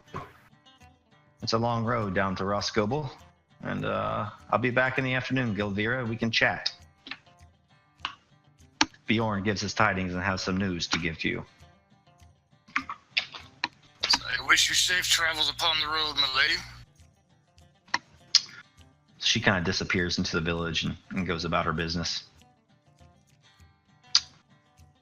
And so the day wears on, and let's see, what's everybody's endurance here? I'm full. Everybody pretty full. Mm-hmm. Endurance? No. Vidar took a looking back there. Oh, well, in that case, you want to do some leechcraft, buddy? Some witchcraft? No, leechcraft. Oh, leechcraft. Yeah. So, yeah, I think that's a good moment to introduce that facet, since she knows leechcraft and has a healing of 3, so I guess Olma, seeing Vidar's wounds are still, for the most part, not fully recovered from or not well treated. Perhaps his dirty bandages didn't do the trick. They're bleeding through. Yeah. Oi, Master Dwarf. You're looking a bit rough there. Come through a scrape, did ya? And Vidar, looks up from his conversation with the other dwarf and acknowledges her. And he looks around to make sure that she's talking to him. Yes, we came through quite a scrape the way back. Several days ago now. My wounds are healing slowly. And she'd tug on one of the bloody bandages and, you want to get that fixed then? Get it fixed? Well, Rest in food and ale. I thought I was fixing it. Now, I've got a better way. Yeah, Baron, we never. I was gonna try to do a background check on you because some gal just goes, "Yeah, I'll guide you." So when you're talking about fixing stuff, that's what Barondir is good at too. So he'll kind of draw, his interest will be drawn towards you, and he'll basically look, moving, sauntering over closer, judging Vidar's reaction before he says anything further. Well, what do you mean by get it fixed? What are you planning to do? Come on, grab a seat, and then I'll try to find a stool nearby. And have Vidar to sit in it. How much are you going to charge me for this? Just wish to practice. Practice? Now I'm something to practice on. Your wounds fixed or no? Well, of course I want my wounds fixed. Well, then you're something to practice on. Alright. Give me one moment. Wait right here. I'll be back. And I will go and I'll have a jar when I come back after a short while with leeches in it. As she's off collecting the leeches, I'm looking at the other dwarf as I'm sitting on the stool. You know her? Is she trustworthy?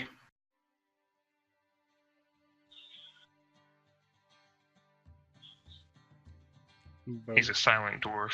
Yeah. Oh, sorry, I was doing something. Uma? She's as trustworthy as these woodmen can get, I suppose. Always shifty one, going here and there. Good with a bow, though, I hear, and good in a fight. Not quite sure about the leeches. Wriggling things. I don't know if I let them on me. Might get caught in my beard. Leeches? What do you mean, leeches?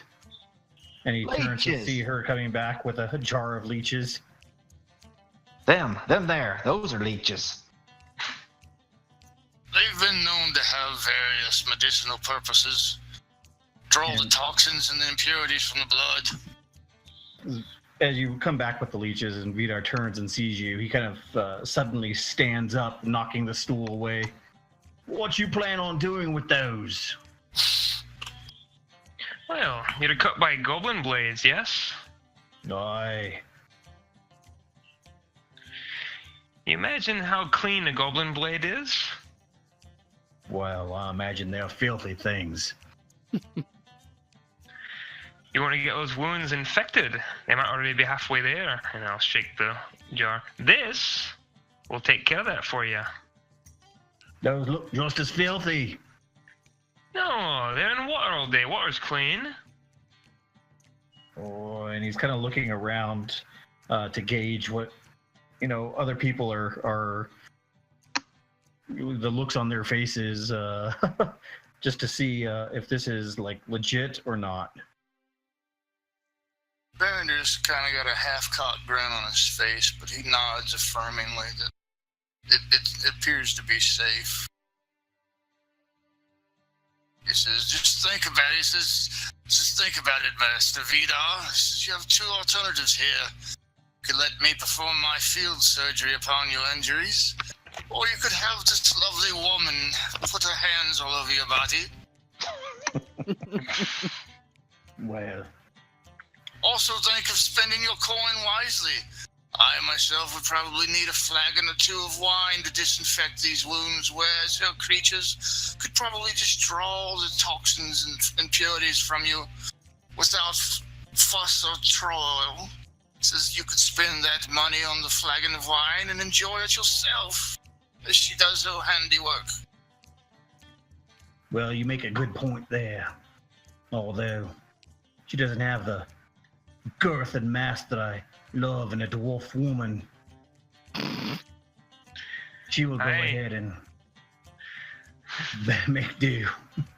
I assure you I will accompany the two of you as she does her craft to ensure that everything's handled properly. All right, well, I'm going to trust you. You go ahead. You use your leeches. The sooner I'm better, the better we will travel. Good. Now, this is the first time I've ever done this to a dwarf, so don't move. I do not know what effect it may have on you. And, Aaron will buy a flagon of wine if they have it. Alright. He'll pour 2 cups as he's doing it. He's going, the creatures will attach themselves to your injury, and what they will do is apply a local anesthetic from the mouths and other orifices. It says it has a numbing effect upon your wounds. He says you won't feel a thing. All they'll do is suck your blood. And as he says, suck your blood, he'll hand you a cup of wine. He says, yeah, do some sucking of your own. Is Goody involved in this, or what's he doing? He's his dad. He's with his dad. He can't break character, huh? I guess. Yeah, I'm with my papa, playing with my new toy. Oh, God. Amazing. I just picture this emo kid with a little wooden puppet who's just got a big frown on his face. And whenever Aravel looks at him, he just holds up the puppet and like gives it 2 shakes and just goes, Where Good is really wanting to get drunk and smoke a pipe. Yeah, exactly. Goody's having to restrain himself in town. He can't do all the hobbit comforts that he likes to do. Yeah. He gets a shadow. I'm just kidding. Here we go for healing. So I did some of the calculations. So to get Vidar back to full health, it would take 4 days. He would get 5 a day. So it's basic heart plus 2.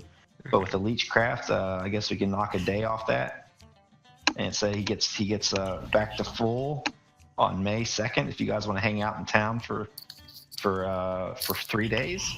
they're not going to charge donations every day, are they? No, this is just a total. It's a one-time deal. Make yourself useful around town. So on that last day, you guys are, maybe Vidar's looking a little better. The leeches have hence fallen off, and his necrotic wounds look a little better. Yeah, And, definitely spend the time getting to know Oma and word about her from town and stuff like that. Yeah. She's talking about it being a potential guide. It's nice to know what other guides are out there and reputation-wise and stuff. Yeah, I'll just let Ulma go ahead and kind of tell you what she's about, because Ghost knows better than I do. Right, so would you just try to... Are you going to do the whole Soldier of Gondor interrogation technique where you try to buy a drink for someone and then... I'd be going around town, as I say. If it appears that we're in need of a guide, I say, for one, that we should find all of our options and make the best choice available. Mm-hmm. He'll go around asking around town, and I'm assuming if the response is, yeah, Ulma's not bad, she knows her way around, he'll ultimately come up to you. So it seems that our time at this place is drawing to a close. We'll be traveling soon, so I'd like to make sure that I got to know you well enough. He says, I for one, cannot speak for the others. He says, but I do speak as a former captain at arms. He says, I do not tolerate foolishness in our group, and I'd like to know that everyone here has merit enough to pull their own weight. If you are to be one to lead us into the wilds and the unknown, I'd like to know that you know how to handle yourself and find the passage that we seek. Say, woman, you have such skills? Indeed I do. I was born in the wood, molded by it. I've been hunting since I was a small lass. I've been forming leechcraft, healing people, and I know my way around the wood. I can get you wherever you need to go, and if I don't know where it is, I can find it for you. You'll not be disappointed. So you'd be falling in the role of scout, I see, because there's a large difference between just one person concealing themselves among the shadows and the eaves of wood, as well. There's a big difference between one person concealing themselves among the eaves of Mirkwood, as opposed to a small group as ourselves. You have to make sure that you do not travel too far forward, but yet do not hang back so much that your purpose is not even valid. Oh, I know you have heavy feet, but I've led men on hunts before. I'll do what I can to make your footsteps quieter while we travel. Don't mind me. You'll have nothing to worry about with me at your front. Just make sure I don't get run over much if we get into a scrap. I'm good with a bow, but... And she sort of pats the dagger. Never been very... that are real close to me. Very good then. Know your place, we'll know ours, and we'll get along splendidly. Says I like what I see so far, and I do believe that you can accompany us if you so wish. But I shall convene with the others to make sure that they share my sentiment. Well, you have my thanks, sir. I appreciate the vote of confidence. You have my thanks as well for being upfront and honest. Only thing one can be nowadays. Not much else to put stock in. Very true, very true. Then he'll go like the diligent little soldier he is and report his findings to Errol. Yeah, Ervol's slightly dismissive of it. He nods, but I'll leave her up to you. And he's more interested in the other lady. I can't recall her name. Analda. And before they leave, he would approach her and states, "My friend Aglaron has told me of your dealings with the wizard. I know of Mithrandir in the west." And he kind of pulls out the scroll, which he is tied together, and passes it to her and says, "I would not suggest reading this. It is dark speech. From what I can tell, I would take it to the wizard. He would know what to do with it."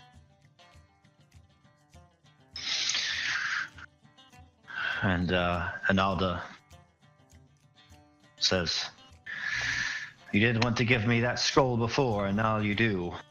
Erovul, son of I don't think maybe he's met you over the last few days."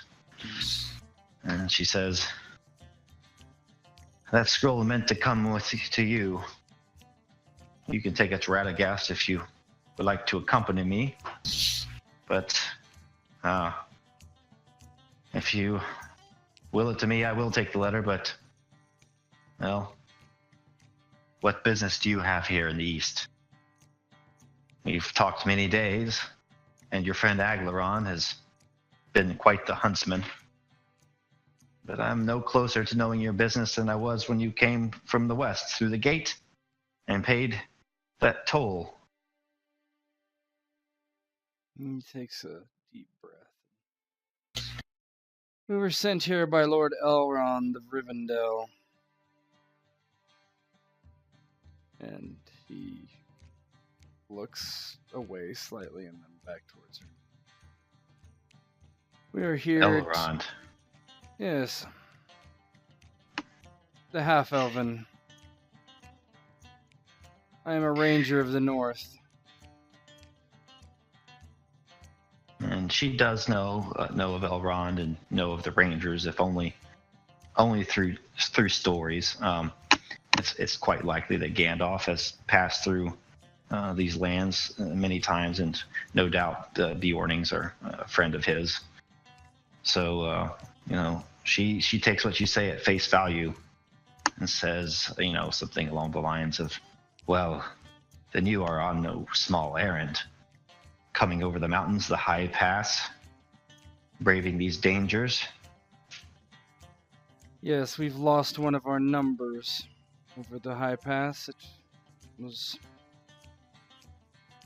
a sad day. And he frowns and continues. "We're here because in Erador, there was a great host of goblins that came and took a large fortress and made it their own. We fought them back after no small effort. The shadow is rising, and we have heard tales that it is rising in the east. The tales of these brigands to the south, one example, and there have been others. She looks dark. She says, "Indeed, for that is the reason I have come here, and why I seek the wizard's counsel. We've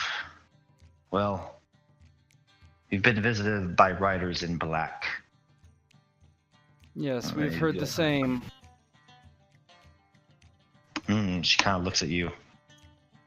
She says, "Well, then I suggest that when your company as well, that you accompany down south to see Radagast. It's not a short journey, hence the reason I'm being well supplied here at the old ford. If you can go on your own, that would be just as well, but I'd be more than glad to accompany you, for I know the ways of this river and of Mirkwood." And he nods, and any wizard, as the fabled Mithrandir, could only give wise counsel. I see no reason that we should make this journey separately. We will accompany you. Well, she agrees to that and continues to make preparations for this journey. And all this is happening over the 4 days, I assume. Yep. So you're going ahead to see Radagast. Yeah, I think that, and that might be, so Arvel's reasoning, and he comes back to the rest of them and would tell them their plan to go see the wizard. And if this wizard Radagast is anything like Mithrandir, then he will be wise beyond measure. And it would be our best course to seek him out. If the shadow is growing, then he will know it, and he will know what to tell us. We will not be able to find anything on our own that the wizard does not know, more than likely. And if we are given to opportunity, we might strike down these brigands that are mounting and causing issues to these people. That is my plan. If you have a differing view of what we should do, tell me now.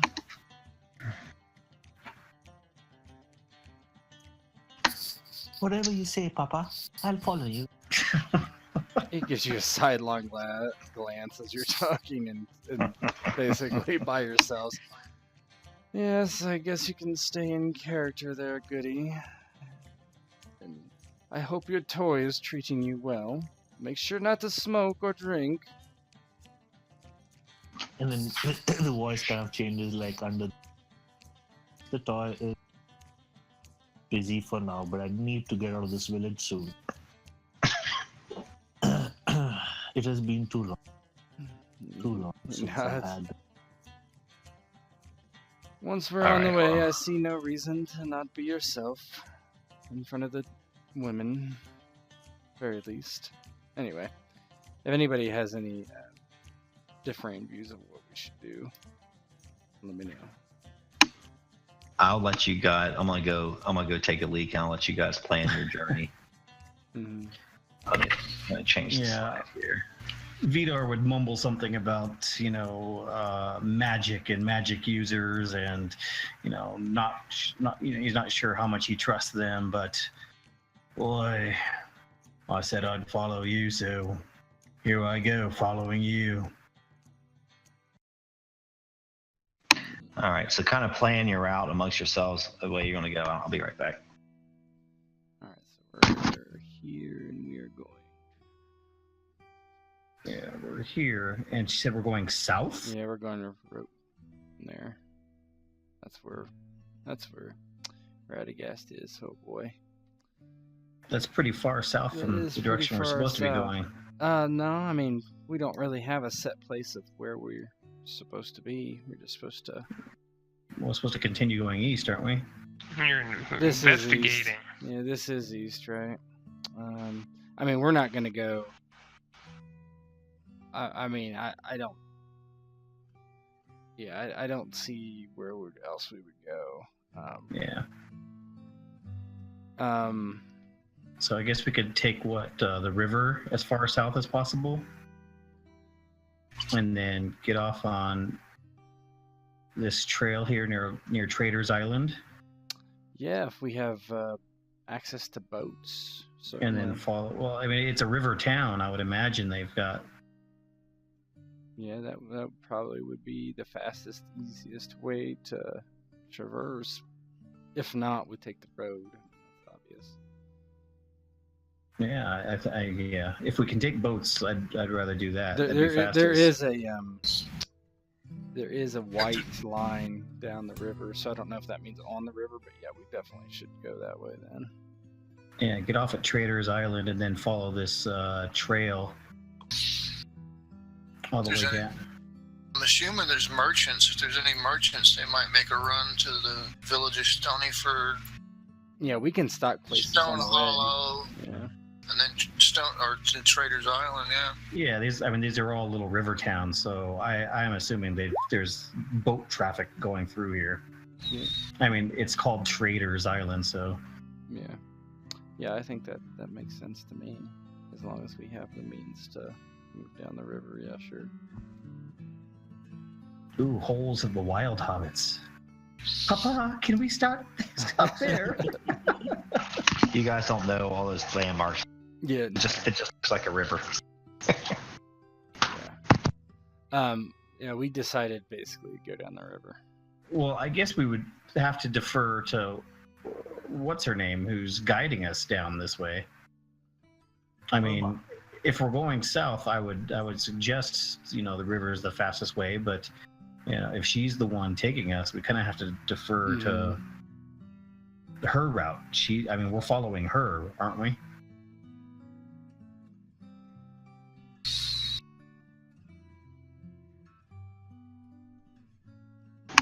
Yeah. That's how. Let's get back to my dad. Yeah, I think she would. She'll say that sometimes she goes, and sometimes she takes the river.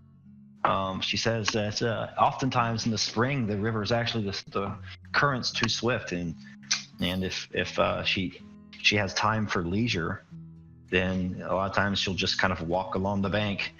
But she says currently, right now though, that the current's not too bad, and she agrees that you can get some boats, and boats for your party will be about five treasures worth if you want to buy them.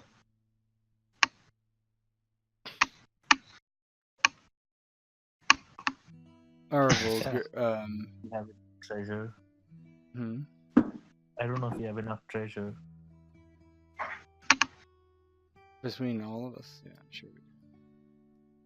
5. Yeah, there's no way you can't not have 5 treasure. Yeah. Arvel just nods and gives over one of his treasure. All right, as long as just amongst the party, just subtract 5, whichever way you want to see fit, and we'll start making our travel calculations here. If you don't have, So- how much treasure do you have, Goody? I only have 2. Okay, I didn't I'll get pay tre- for Goody's treasure. You only have 2 treasure. How'd that happen? He always refuses. He what? No, I wasn't there when at the end of that plunder. Remember, I was told I was riding back. We had to protect the hobbit from dying in battle. Yeah. Arvel just gives over a treasure. He doesn't really care much about treasure, honestly. He gives over his coin for him and Goody.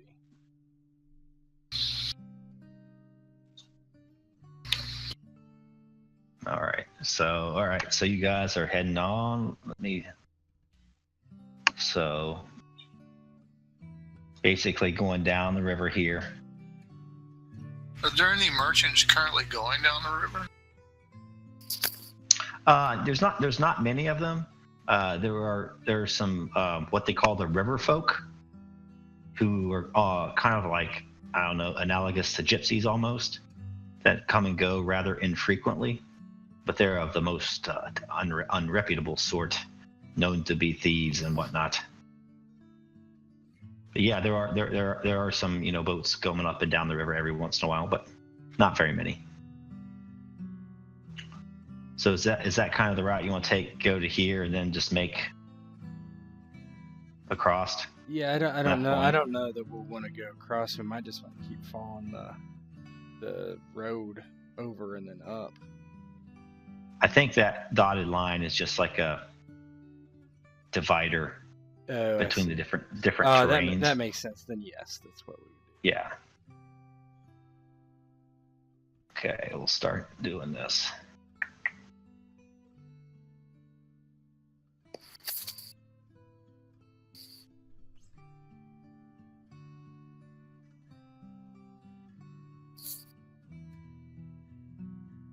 You actually probably want to stay out of the... Yeah, we'd stay out of the brown if possible. Stay out of the brown.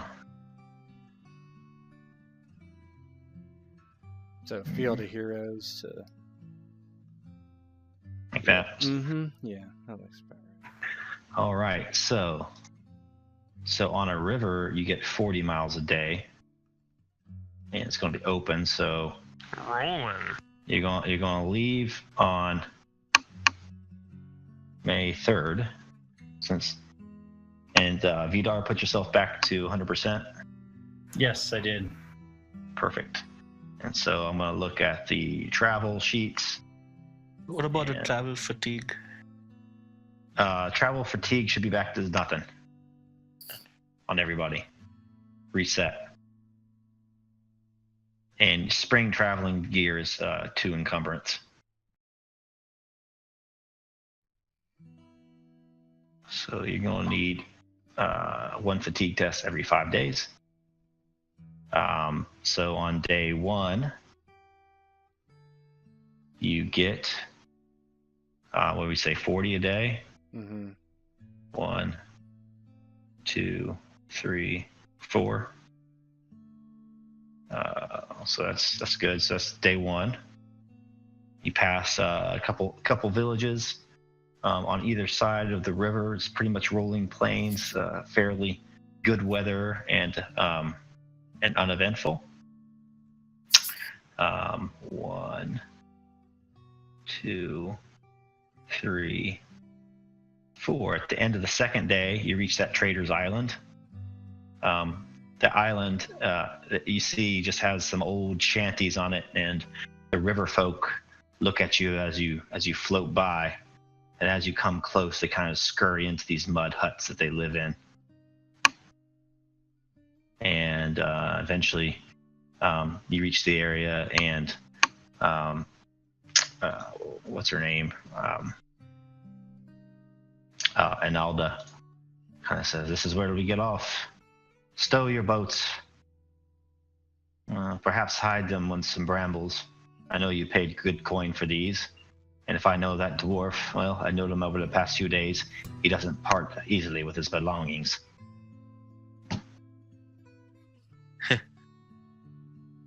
And Vidar, before she even says anything, she looks over as she's saying that, and he's already hiding a boat.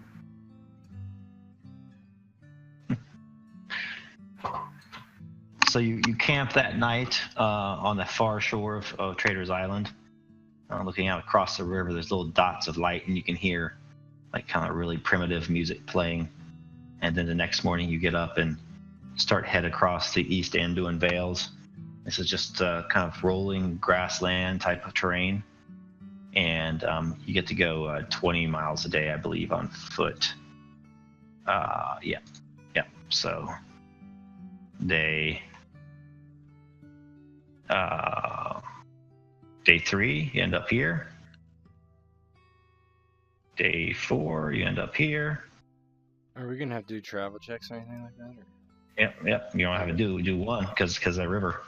Oh, that's cool. All right, so that train, it's only going to be 14 as well. So why don't everybody roll, and then if you fail, you can see if you would have had a bonus die from a lore check. If that makes any sense.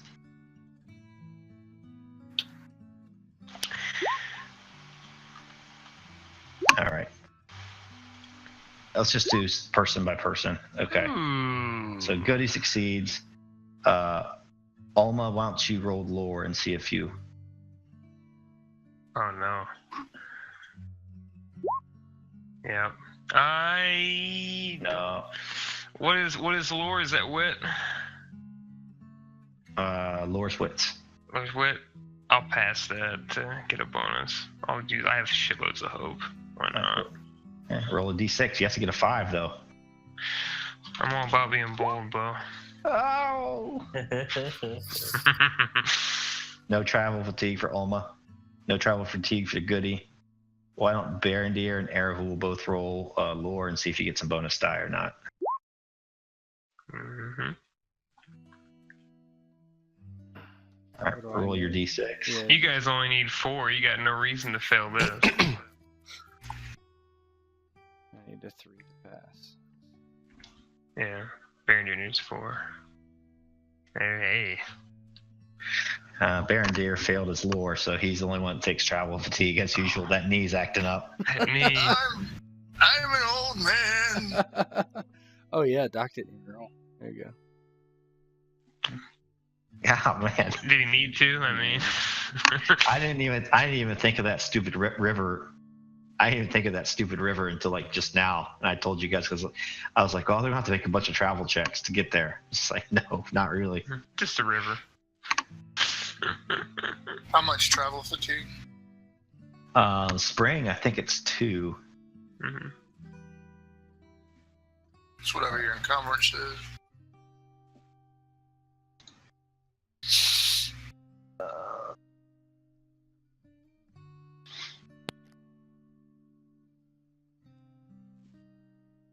Yeah, I think it's 2. Yeah, in spring.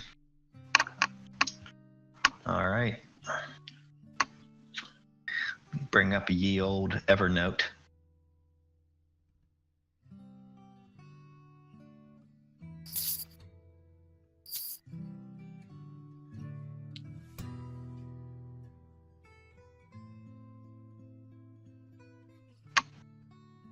All right, you should see a forest there. Oh man. Where's Arthanur when you need him? Erevu having flashbacks. Post-traumatic spider disorder.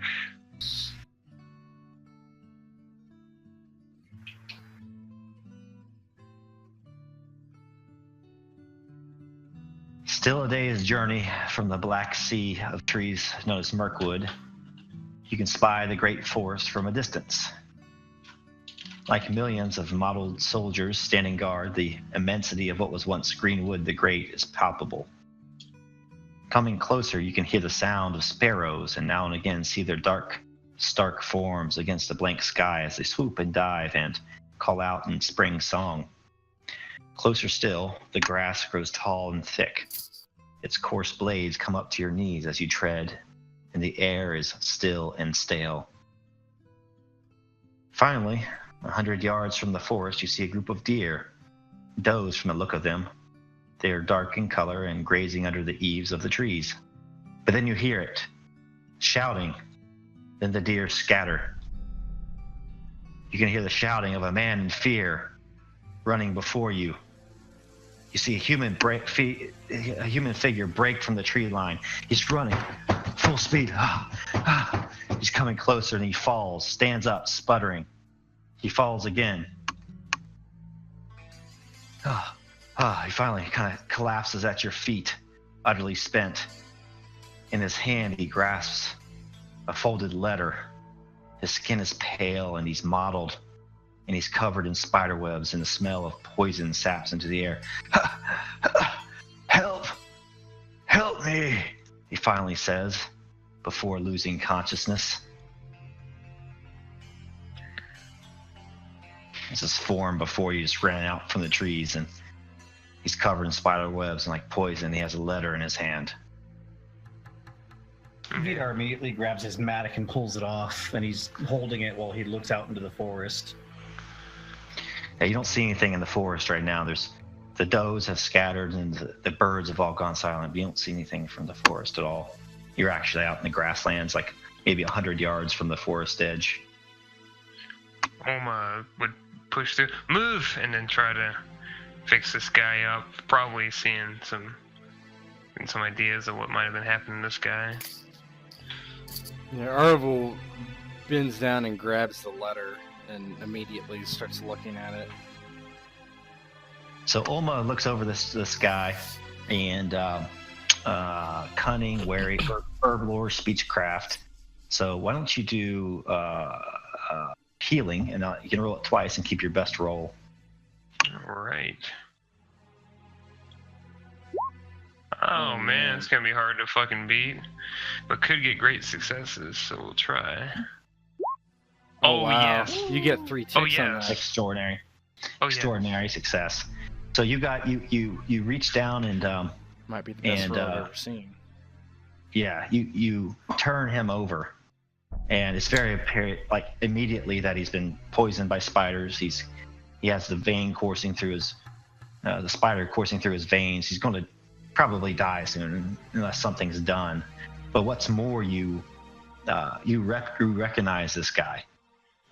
You know him as Baran the Watchful. He's known to be one of Radagast's watchmen and informants, and he's a woodsman as well, so you probably know him. And you pick up the letter, right? I did. All right, so here's that letter. I'll show it to you. Oops. I'm all about reading stuff. There you go. You can actually read this one. So you can read that, and you can read aloud if you want, just for effect. My travels Can you have see it? taken me far, and always in your service, and the service of the free peoples. But mine eyes have seen something that I must relay to you. We have long known that the shadow has crept back into our woodland home, but I fear the enemy means to attack and put this strength forward, and soon. I've spied forces amassing near, what does that say? Fenbridge. Fenbridge Castle. There's also been queer comings and goings near Tyrant Hill. I am no wizard, and so I trust in your wisdom, dear friend. I fear for my kin in Woodland Hall and elsewhere. I hope you are well. Your watchman always, Baron. All right. Now, did Ulma or Goody or whoever want to do something to stop the guy from dying, or I am there. I'm trying. quickly? Yeah. Oh, Goody will help as well. Yeah. We're gonna perform minor surgery here. Detox.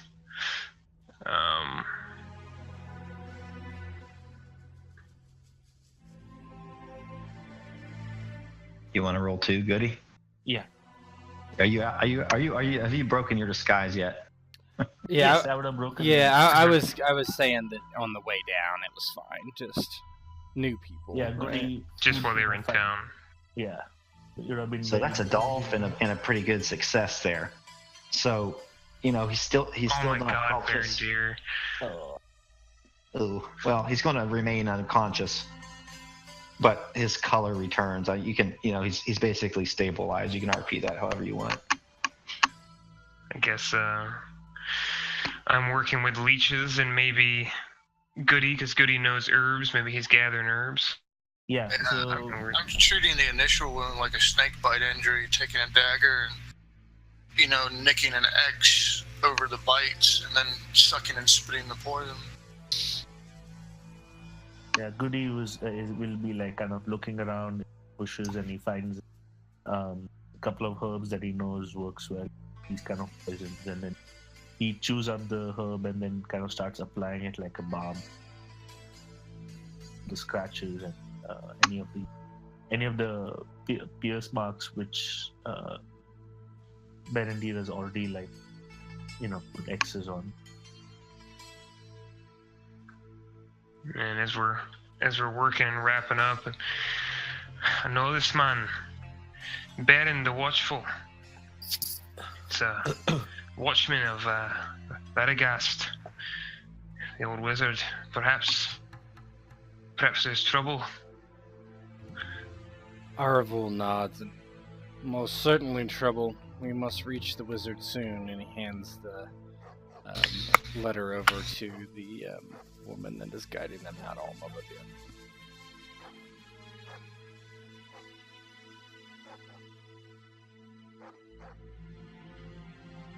Imelda. Inelda.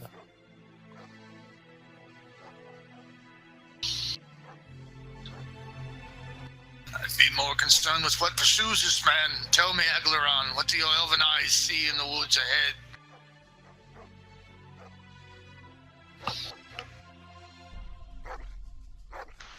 And he looks to the east.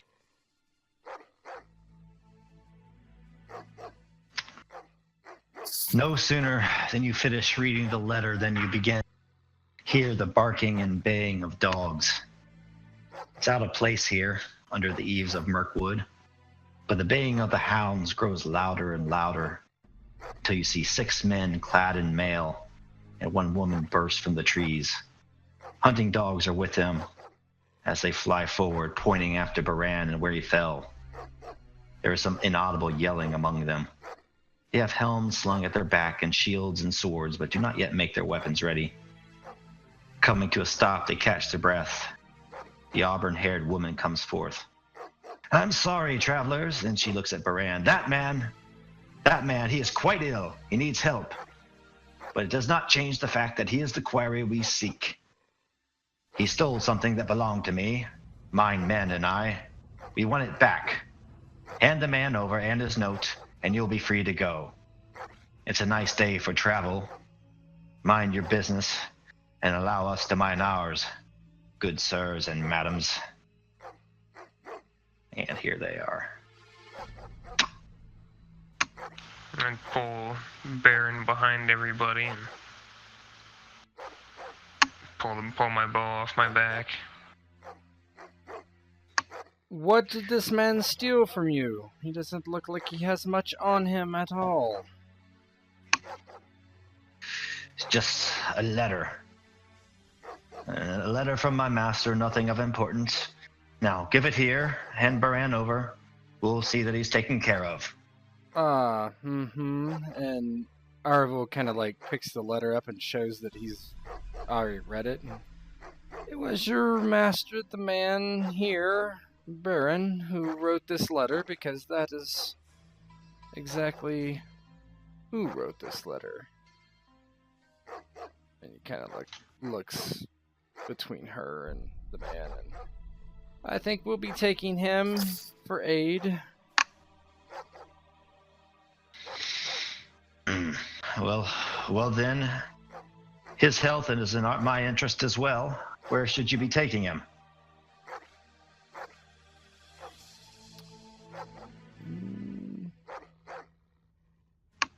And he shrugs. To the nearest village, of course. North. Well then, she says, follow me. I'll take you back to where my men and I, well, we have a little fort. For my name is Dagmar of Tyrant's Hill. Don't worry about the name, it's just a name, a holdover from when a heavy shadow fell on these eaves. Come, follow me. I think not. And he kind of, he obviously already passed, or I guess he passes the note over to the woman and looks for it. Tyrant Hill, I don't think we'll be going there. Excuse us, we'll be taking him with us. We have good healers amongst us as well.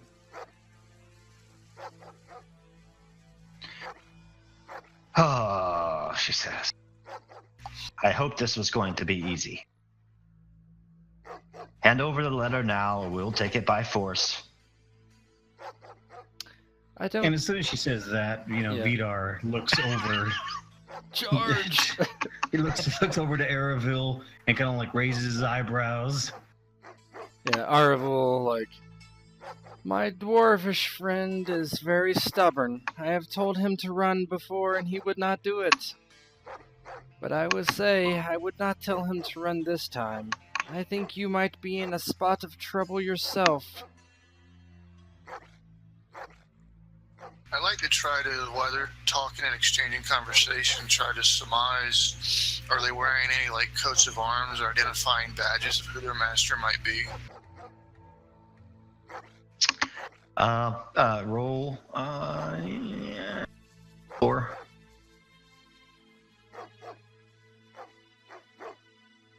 But you have to hit 18. Golf it. No, you just. Could heart that. Hope it. Yeah, you could. Nah. Just be a curse for Groyance anyway. Yeah, they have shirts of mail on, some shields and some helms, but they seem to be assorted and somewhat dented and not of the best quality. Each of them has a hound next to them. All seem to be of the same breed at this point. So. Yeah, and Arvel like slides his sword off his back. And I suggest you run.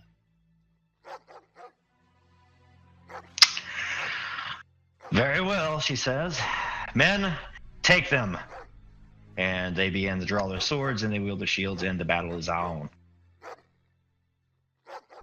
Volley!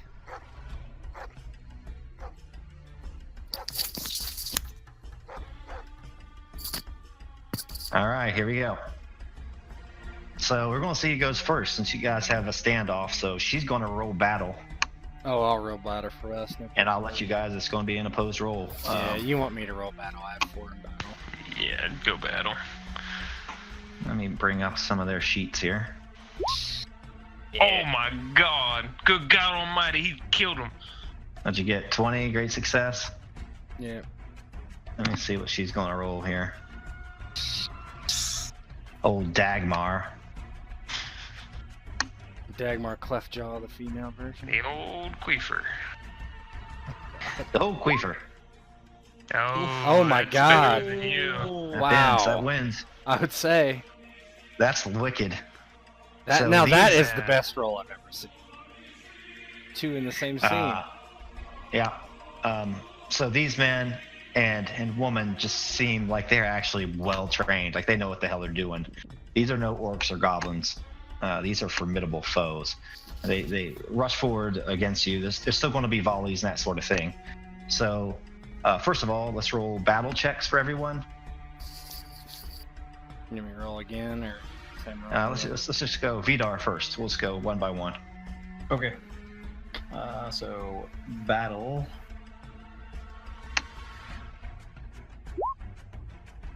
Roll. Make sure You you get- guys you are get- marking off your AP advancement stuff. Yeah. Vidar gets 2, so 2 bonus die. Nice. Barondir. Come on, baller. Barondir gets 1. Goody.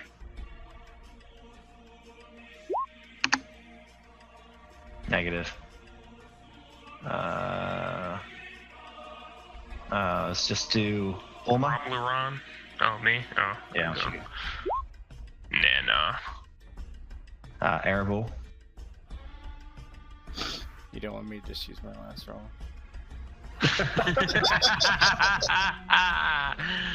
Arable gets 1.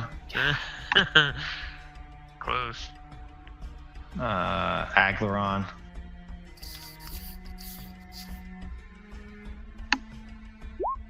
Oh, Rob. Nothing. Not even when he's not here. Get that man a new sheet. Analda. Let's see, Analda's is it's good, actually. Oh. She gets 2.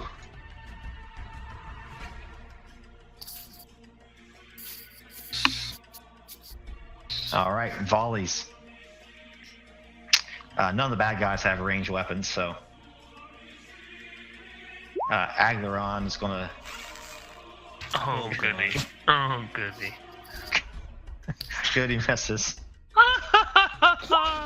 Aglaron Oh my god. Oh, no! misses. It's where the spiders My at. goodness. It Alma. begins. Ulma. Oh, Christ. Everyone misses. I mean, that's not a surprise for me. I might spend something for that because I can fuck somebody up. What is it? It's 12. Who are you trying to hit? Hit the the leader. mooks here. This guy. I wouldn't hit her anyway with that roll. Oh, that's true. What is it for hope? You have to be 18 on this. It's body for these, isn't it? Yeah. For ranged, I'm assuming. No, I couldn't beat it anyway. So y'all miss. Except No, Barondeer. not that guy. Barondeer, boom. So Barondeer, who are you hitting? The leader, Dagmar. Yeah. Take out the head of the serpent. A great success. It's a good idea. Ooh, that's edge if it hit. Do you not have a bow macro? Oh shit, yeah, I do. Oh, that's Yeah, fine. I was rolling off the sheet. What's your character damage?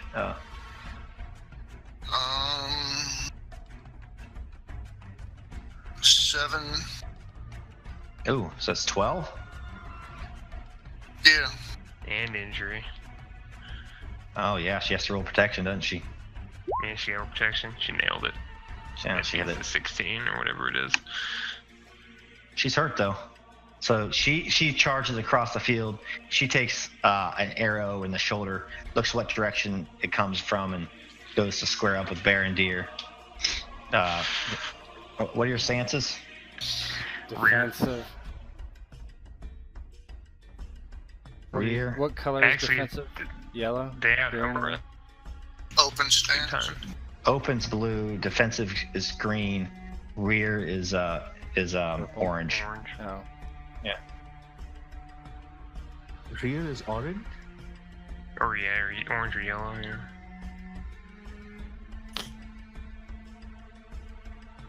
I wonder what Vidar's going. Yeah, Vidar is rushing in headlong.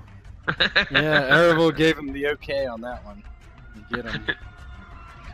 It did thumbs up, but Vidar, close. Aye. All right. I'm just going to kind of Mhm. pair you guys up here.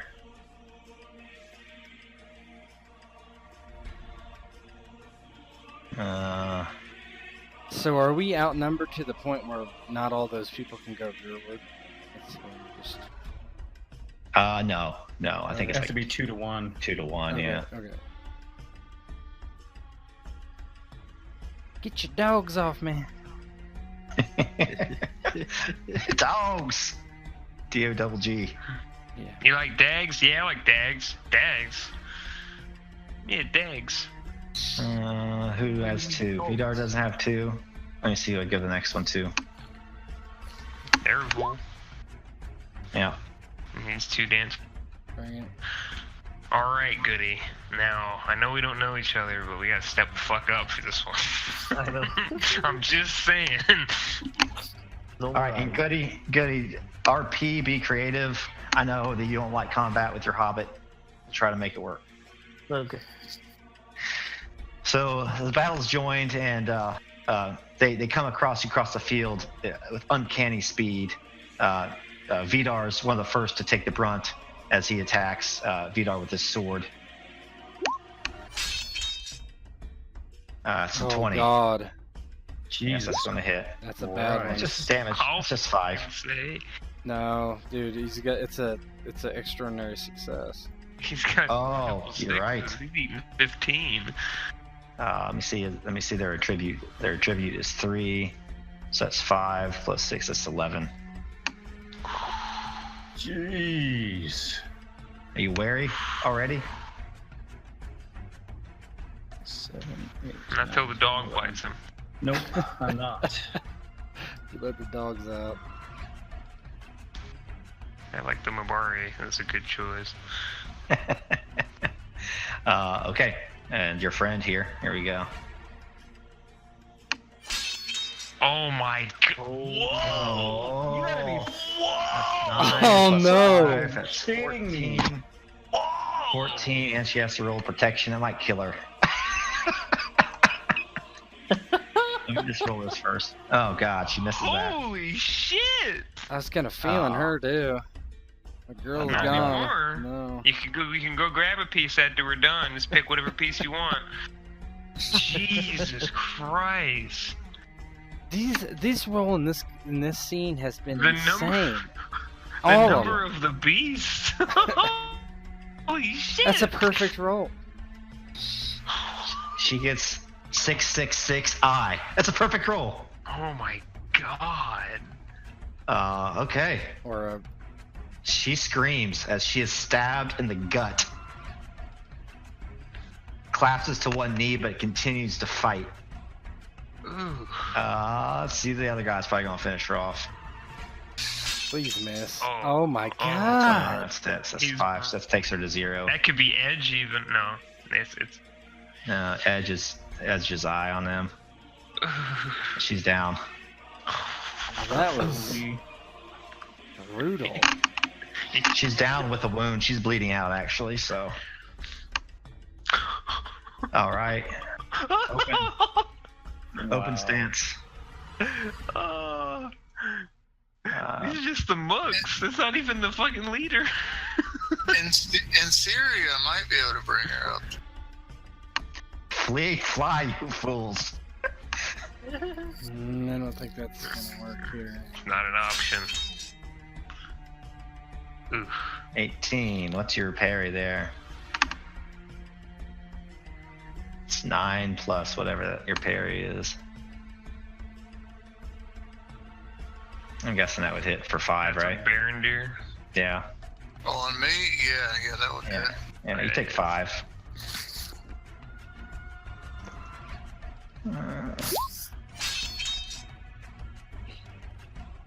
And That's that would be a miss on me if it was against. no, it's on Baron Deer. His parry is 4, so I had to beat 13, which it does. So it takes another 5.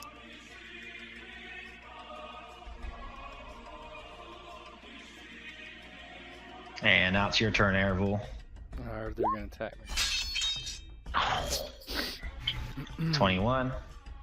That's a 5. Mm-hmm.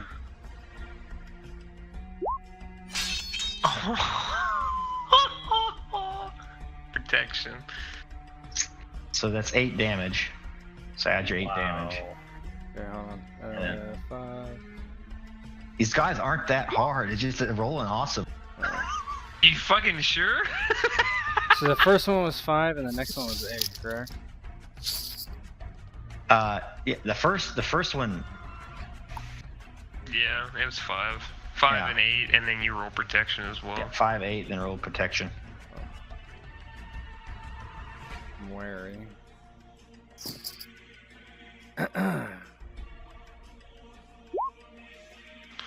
Holy shit. It's Well. happening again! Eyes all night. Eyes all night. We're at 8! So I take a wound, correct? You take a wound. Holy shit. That's 8 in one scene. Oh my god. All right. Alright, Vidar. Yeah, Vidar's Vidar, seeing the woman next to him kind of get run through with a sword and drop to the ground, his rage builds up inside of him. He recoils after being hit and swings back on the same guy. There we go. Oh, that's huge. Oh my god. Oh, that guy could be dead. And he That's puts- 15 he puts- damage. Oh, he's dead. Puts all dead. his rage and anger into it. He's dead. His dog scampers away back into the woods as well.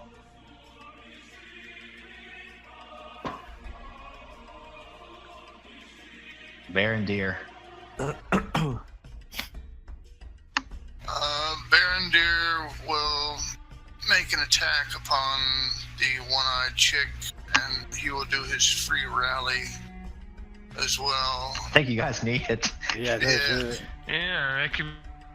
You can use your bonus die on that too, remember. Please. Yeah, I'm going to. It basically, as he gets stabbed and if I can beat her around, and just look around and see her fall, and he'll just look around at everybody else as they're getting wounded, and he'll go, "Be at peace, my friends. This is one thing I learned about death, is that its bark is worse than its bite. And upon looking at these worthless lot, I fear they have no teeth and are all gums."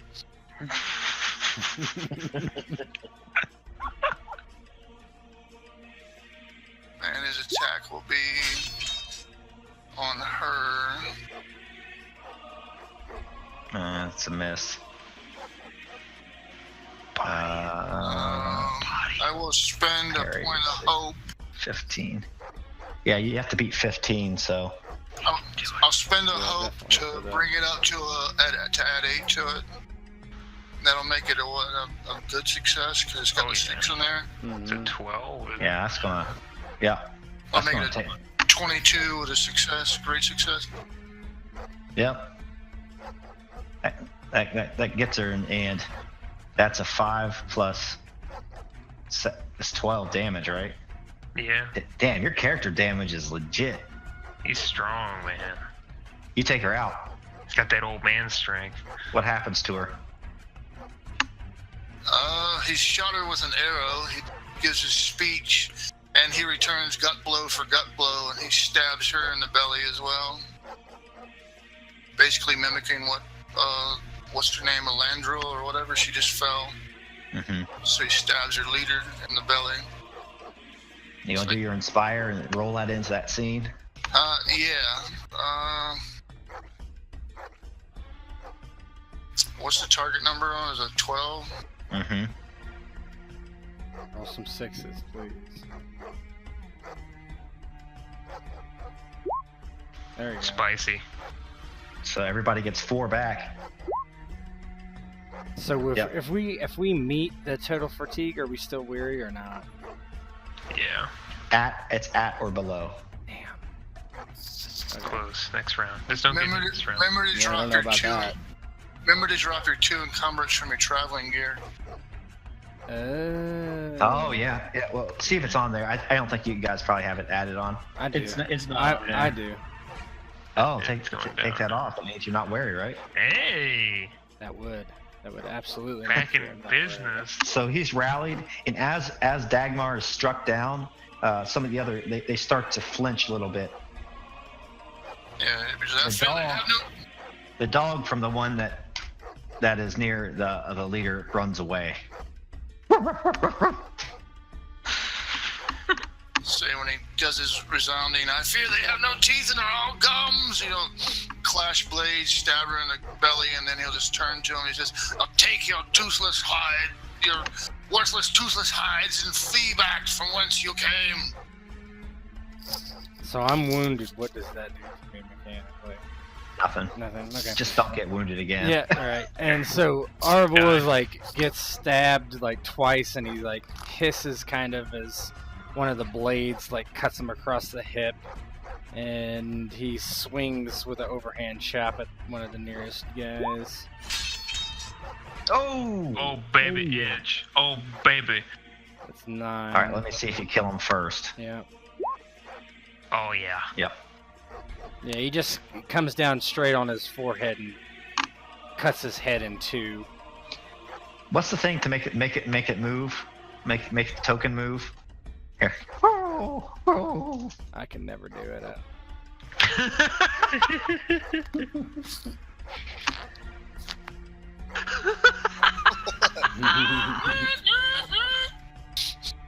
So you kill him. All right, goody.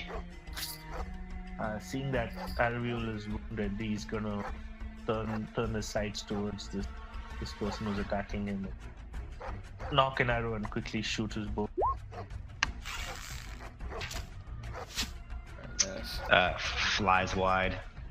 If you spend a hope, you can add your body. You need a 15 to hit. Yeah. Yeah. Yeah, what's your hope yeah. though? No, 12 plus Wherever the 6. fairy You is. need Yeah. 18. Yeah, remember you got to keep your hope above your shadow, though, don't you? Yes. Yeah, you become miserable. He needs an 18 to hit. No, it won't work. It's okay. I don't have that much body. His body's probably pretty not good. Yeah, most probably. hobbits are 2. Yeah. Yeah, it's 2. All right, Ulma. Seeing that the Hobbit had a good idea, I'll attempt to follow up on it and look just as bad. Well, it's good to be back here with you. Aglaron says, "Duck, my lord." Duck, you big And then oaf. shoots. Oh my man. god, you guys are awful. Aglaron has the worst luck, man. Good thing I have big. More range is definitely what we need, guys, based on that display. Yeah, we they all missed, so it's the bad guys up again, huh? Did you add 4 to Alondra or whatever her name is? She's asleep. Analda. Analda? I wrote it Oh down. yeah, finally. she should come back, right? I thought Yeah. she said she was at 0. So She was. I guess that's the way that works. Yeah, so she comes back around. She like gets inspired by Barondir, comes up to one knee, grabs her spear, thrusts it out towards.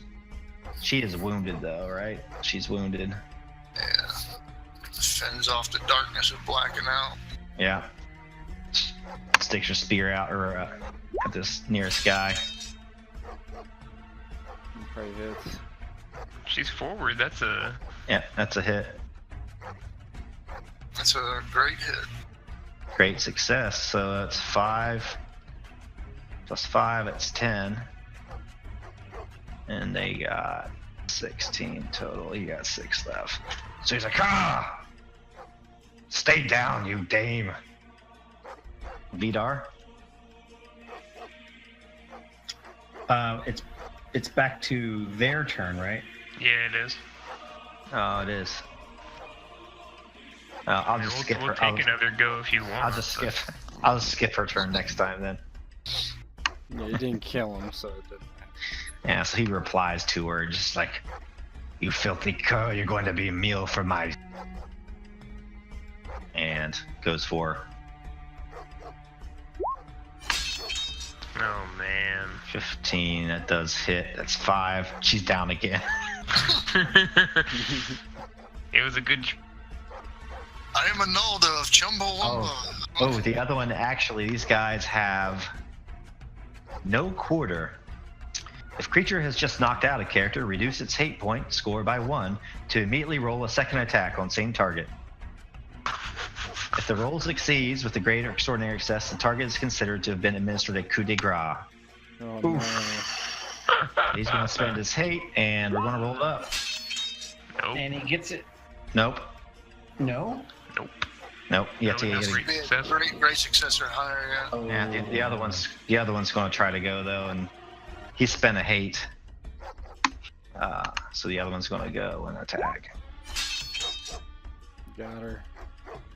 Still not a wound though, so she's dead. Next scene, I'm just going to coup de grace her though, if nobody does anything. All right, the one on Barondir. Oh man. 17. It's 5.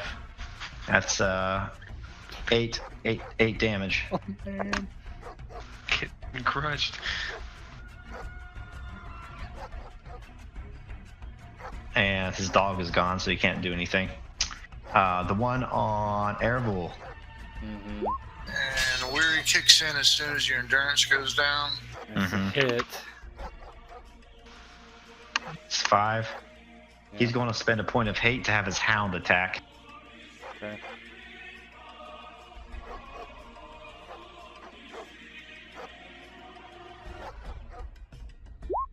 That's a miss. It's a miss. Hound goes around, tries to hamstring you, but misses. And that's it for the bad guys. You guys are up again. Vidar. So as soon as Vidar, crushes the soldier that was in front of him. He sees her getting stabbed over here, and it immediately lets out a loud yell and rushes in to try and help protect her some way, somehow. And I'm gonna spend a battle point as well. Oh my god. There you go. So, 15. 15. That's the one that was already wounded, right? That would kill him. Yeah. I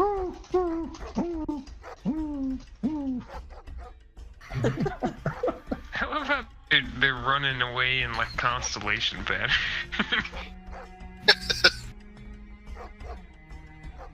All right, Baron Deer. He'll clash with blades and spin around with the block with his. Oh wait, I keep forgetting my shield. I got hit what, twice? Correct? Was it twice I got hit or 3 times? Yeah, twice. Twice. Okay, so I got to add 6 endurance. My shield, remember, reduces damage taken. Or wait a minute. No, it adds your parry, didn't it? No. Shield of the Citadel. Oh wait, were both of those great successes? Or I know the last one was. The last one was just a normal 5, right? No, he got hit by a great success in the most recent round. The other 2, one of them, I think they were both normals, actually. Yeah. It was Dagmar and Yeah, the other because two. the Shield of the Citadel, whenever it's an ordinary success, reduces the damage taken by its encumbrance, so it There you reduces go. by 3. Ooh. So, So give your back. I'm still You get weary, 6 but back. well, yeah, 6 back. Okay. Yep. Cool. Well, yeah. Do your inspire first, and maybe that'll bring you up over. Well, if your your fatigue is equivalent to your endurance, are you weary, or is it when it's below? Yeah, you're still wary. Add or below. Yeah, I'll do my inspire as a free action and then try to attack. Basically, he turns, spin around, and bring his shield up to engage the other guy around him. He'll look around again. Hasn't quite acknowledged that she's fallen and dead in combat, but he'll just be basically continuing on with his chant. He goes, "Stand fast! Fear is nothing more than an aid to us warriors. It is a small fire that burns, heats the muscles, and makes us stronger. Panic only comes when the fire is out of control, consuming all courage and pride. Now is the time to temper these flames into something useful against our enemies. Heed my call and let thine kindling burn true." Right. Outstanding. Oh. That was the attack, though. That wasn't the inspire. Here's my sword. I don't need it. The inspire might still work. Stroll that inspire. He only has to beat 12. Hey! You got it. Everybody gets 2. And she's up. Poor girl, man. I have to keep going. Okay, so Arvel, oh god, I'm nervous about this. Gonna go forward.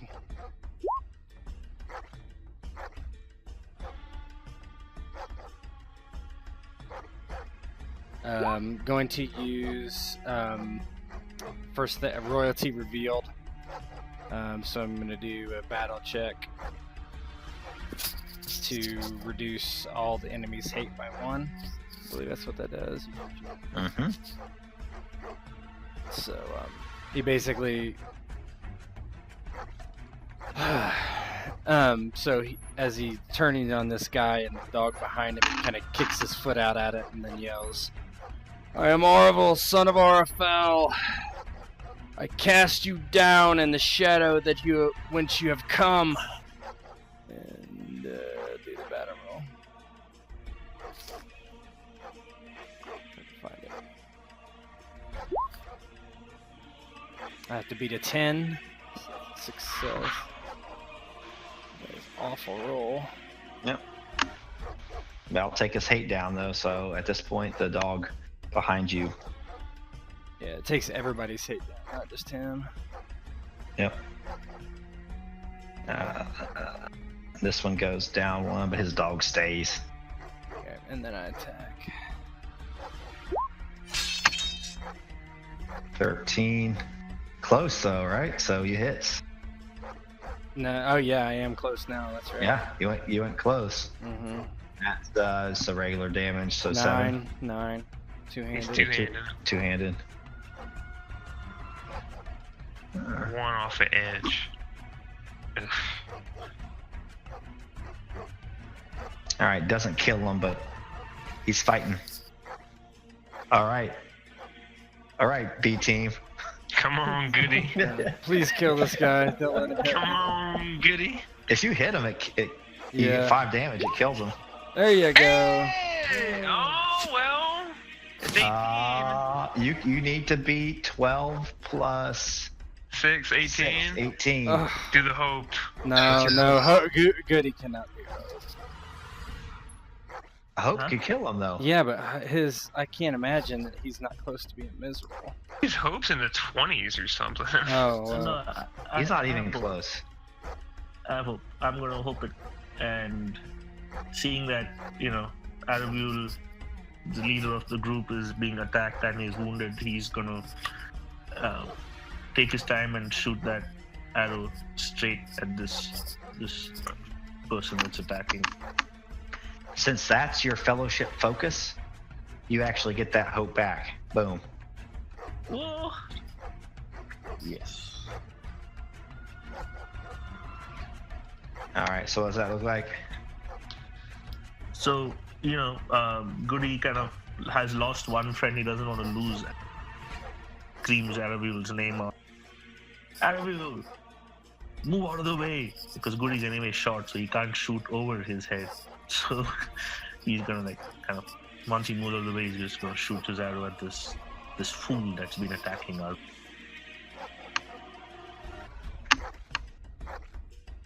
The arrow's gonna go into his neck. Not even his neck, his knee. I think that's as far as Goody can shoot. Oh, I know that one hurts. Yeah, put it in his knee and maybe arrow will finishes him off or something. Yeah, exactly. It kind of cuts some important vein. He starts bleeding out like the sick dog that he is. All right, Ulma.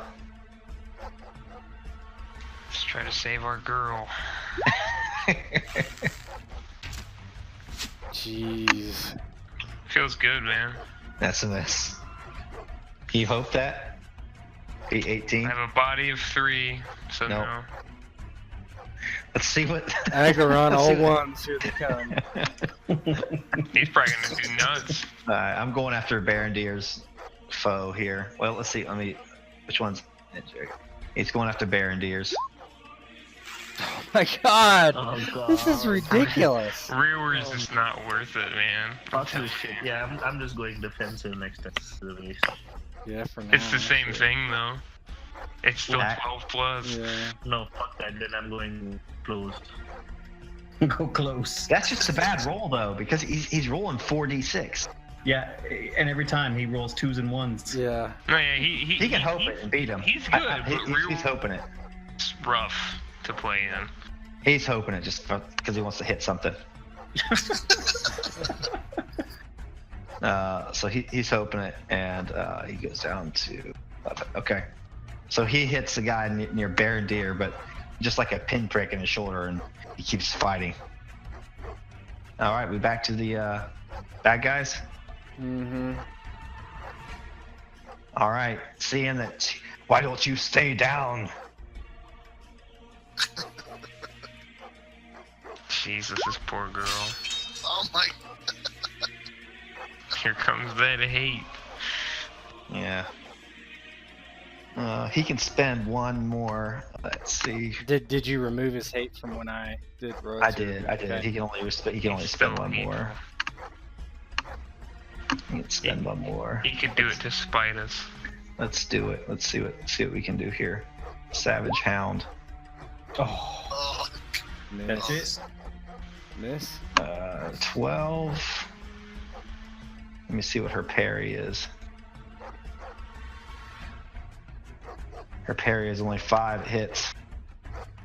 And it's the great success, so that's the coup de grace, isn't it? Well, no, Yeah, he has to specifically coup de grace, right? Well, Now he no, spends he the gets, hate to do the second attack. If he gets a great success, it's a he good. gets, he gets spend that the was hate. the hound that attacked. Yeah, that was a dog. That was a hound. Okay. She's down again, but it's not quite dead. On Only the ground, mostly dead. with a dog Yeah. chewing on her. I'm probably gonna maybe make her dead unless you guys do something really good to save her. I'm All gonna right. try to. Like Baron actually deer. hit from this back line, maybe. Baron Deer, 16. Son of a bitch. Oh, wait, no, that was 9, 4, 13, yeah. Goes another 5. No, you Well, take, that's just no. That's just you a take- regular. That's a regular Oh. success, though. So that's only 2. Yep. That's a good perk, man. I'm still weary, though. Yeah, we all All right, are. you guys are back up. Vidar. I'm gonna remain in open. Yeah, I'm remaining in open. I'm Close. you mean? obviously Yeah, going to close, continue. Yeah, or close. Yeah, I'm going to continue my forward advance, trying to protect her on the ground. Yeah, I'm staying in open. And I rush in to attack him. My Matic kind of behind me, and I kind of swing it forward in a long arc, trying to hit him in the chest. And I'm going to use my last battle die. Oh my god.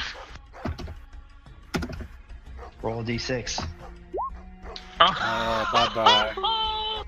Bye bye. And as bye-bye. I hit him with the Matic, it's just this crunching crack. And on your back screen, you get the dog too. Yeah.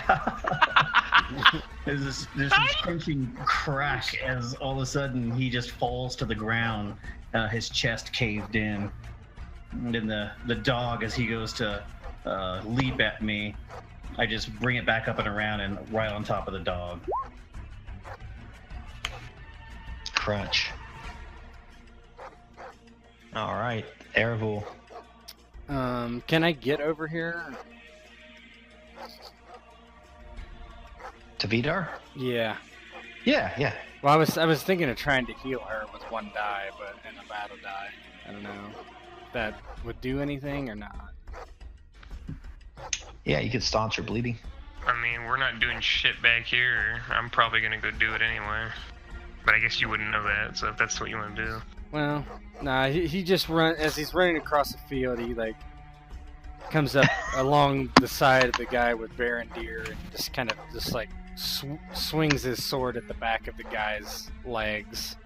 And I'll use my battle dice. But...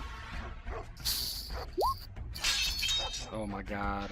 Better hit that 6. Got No. 10. No, it misses. What do I need to get? You gotta hit a 6. I think a 12. Yeah, it'd be a 12. Nah, I'm not going to. So I miss. All right, B team. Vidar yells out, Baron Deer. "I've taken them all out on the right flank. How are you doing?" Not good. Baron Deer. Baronder's seeing Ervil come in, swing. He looks weary, looks erratic, and he's just like, "Slow yourself. Trust your instincts and make judgments on what your heart tells you. The heart will never betray you." And he'll look around. You wanna go close or not? I'm open. It's still okay. Yeah, that's the only way I can get my freebie as well. I'll just look around and go, "Come now, brothers! Let the beating of our hearts deafen these foes with the sounds of the brilliance!" You're so good. There's really no orders. Does free action come after the action, or can I do it I don't think first? there's any order. No, Yeah, do you it can first. Yeah, if you I want to do it first because it get rid of my damn fatigue. I should make an inspiration macro for you. Oh, baby. Oh, There you go. That's 4. 3. +4 to everybody, isn't it? Yep. It's 3. It's only a great success. It's 3. +3. Okay, I thought it was 2, 4, 6. I'm not wary anymore.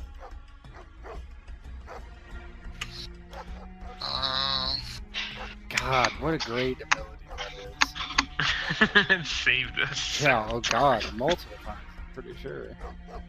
And I'm not weary, so I will make my sword attack. Hey. Yes. Normal hit. 5. Doesn't go down. You cut off his left wrist, though. Ooh. But this guy he just fights for his life because he just knows it's going to be over for him soon. So he soldiers on. The Chumbawamba get up, or is she out? Nope, she's up again.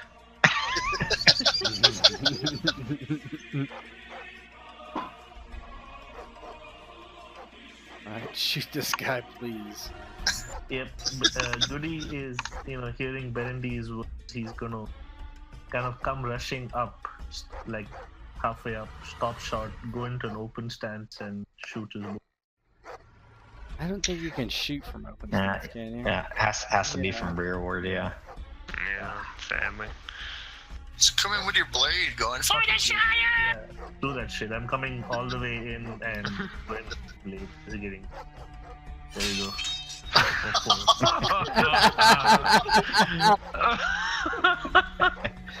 Hit God. So the dagger just glances off of the chainmail, and Goody feels a stinger go up his arm as the vibration stings his hand. Aglaron can go first. I miss. Aglaron puts a bead on.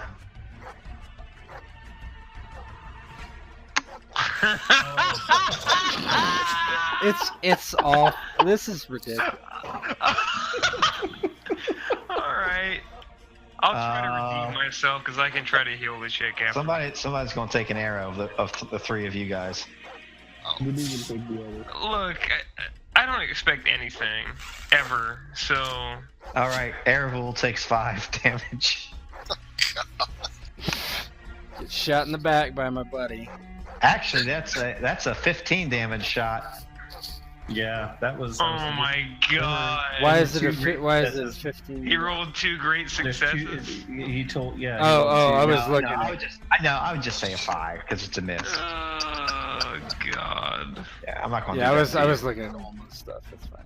No, mine's garbage again. This one's instincts need repair. Did you miss again? Yeah, dude, look. You can't hit shit when you're rolling 2-1-2 every single time. You fucking shoot. There's nothing that can be done here. I think we're back up to Vidar and our girl, right? No, it's Their their turn. Which one am I gonna hit? D3 or D6. Who's what? Goody. No. Go for it. No, not the kid. My son. Fucking missed. That misses. Small size. He just like ducks under his legs, comes out the other side. Good distraction. All right. Go for the kill still, Vidar. Please, Vidar. You know you want to. So Vidar, after taking down the entire right flank, sees them struggling in the center here, and decides to rush in with his mattock, just swinging wildly.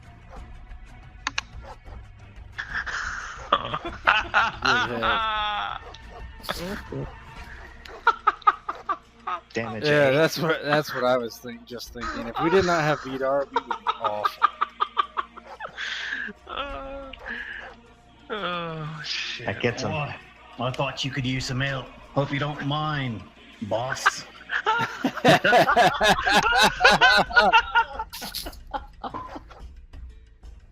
Arvel just like winces and kind of like falls over to the side and well, I'm the brains, you're the brawn, clearly. Why, of course. That's how I've always seen it. He's just like holding the side, agony. Vidar's kind of wiping blood off of his mattock, running it across the grass. Goody will run to Aravu to try and heal him. Do something to help him staunch that flow. Yeah, that's what I was about to say. Berendir will remain vigilant to scan the surroundings, but he will take notice of Erebel's wound as well. Tell me, my liege, you appear to be injured. Nothing serious, I hope. He like pulls his mail aside. It's deep. How is Analda? Analda's on the ground. She's clutching her abdomen. She's like, ugh. The dwarf. He's a stout man. He may smell, but it's his blade that saved me. His mattock. That's a blade. It's a hammer with a sword on top of the hammer. That's so bad. So is Goody or Olma or both of them running over to her? Yeah, I'm running Goody will over run to over her. and try. Aravu. Appears we need to find a safe place to lick our wounds. Goody's going to Erev. I'm going to and You there, Oh. Aglaron, search the leader, see what she has upon her. Perhaps we can find out who the master is. Yeah, do something, Aglaron. Shoot and miss. other than Where's my arrows? Anybody seen my arrows? So let me see here. So that you're trying to treat Erebel's wound, is that what you're trying to do? Yes. Yeah. So let's see. So treating wounds, healing roll versus TN 14. With a great All right, so that's treated. Oh, hallelujah. So Yeah. mark it as treated. You still have the wound. You still have to kind of get better from it, but Yeah. it's not going to kill you. Yeah, so Goody rushes forward like they say the same the herbs he had found for Baron. He takes those out, chews those up, and starts applying and cuts off a piece of his clothing and ties a bandage around the wound. Yeah, Arvo like kind of pats it down. And, thank you, Goody. I'm getting careless. It's a new land, new foes. We'll be back to our usual. Just need some time. Aglaron looks at his bow, wondering what's wrong with it. He needs. There's been To something look wrong at with his it fucking for hands. 2 chapters. And Alma and Alda, what does Alma do here? Her healing roll succeeds. So yeah, Alma runs over. Shh, don't speak so much, maiden. Relax, and Alda, relax. And then she's gonna try to fix up the deep cuts and try to do as best of a job as she can. Look for some herbs maybe nearby to numb the pain, if nothing else. Berendir's zigging and zagging, trying to lend a hand to heal, and then he realizes, wow, these people already know how to heal. And They don't know how to if shoot, but Yeah, because I told Aglaron to search the body at first, but if he didn't find anything, yeah, that's where I'll be going. Yeah, Goody hearing Berendi Aravu you cut out there, Zach. lady and start like searching.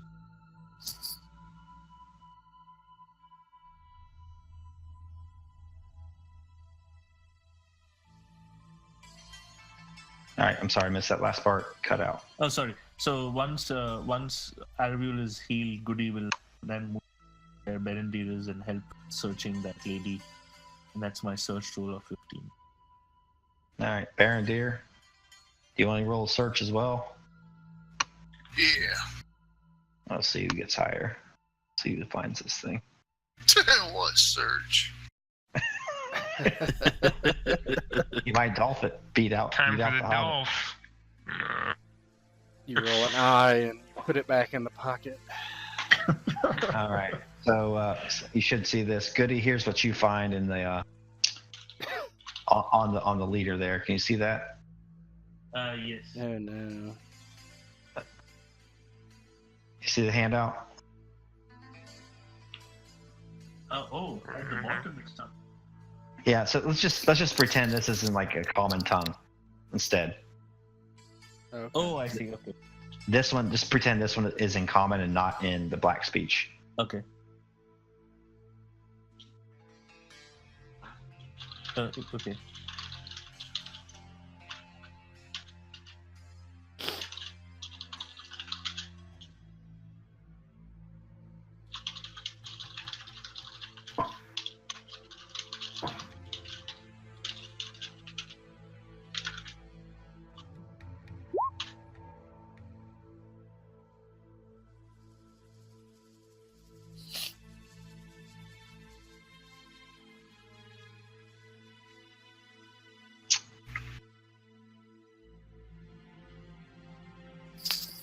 And Goody is the only one that found anything on the leader. The rest of you just kind of find pocket change, old gum wrappers. Dog treats. Dog treats.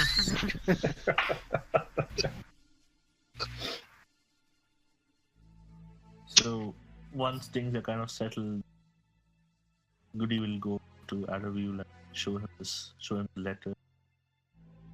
Aravul, our suspicions were correct. These are indeed people searching for hobbits. And he looks at the letter.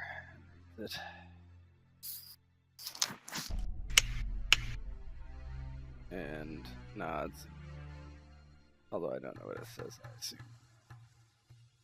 Oh, It says at the. Oh, okay. On the, yeah. So it says in the common tongue this time. It says, "Most High Lord of the Nine, the halfling settlement near the Gladden Fields has been scoured clean. There is no trace of the ring you seek. My men have moved north. We plan to search the banks of the Anduin and put the question to all settlements nearby. I do hope that what you seek draws nearer.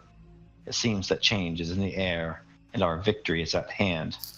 Your most humble servant." Yeah, Arvel nods. Yes, Goody. Come, we need to get to the wizard with all haste. The wonderful wizard of Vale. Yeah. Be off to see the wizard. He stands up. Collect yourselves. We need to get moving. And he kind of like limps over to Alda. Here. Let me help you. We have to move. Cannot stay here any longer.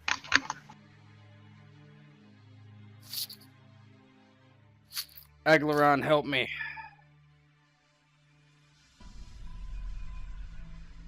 And he reaches down and kind of Aglaron helps, and we get her on you guys her enter the forest and find an old path that was on your map and head off towards the wizard.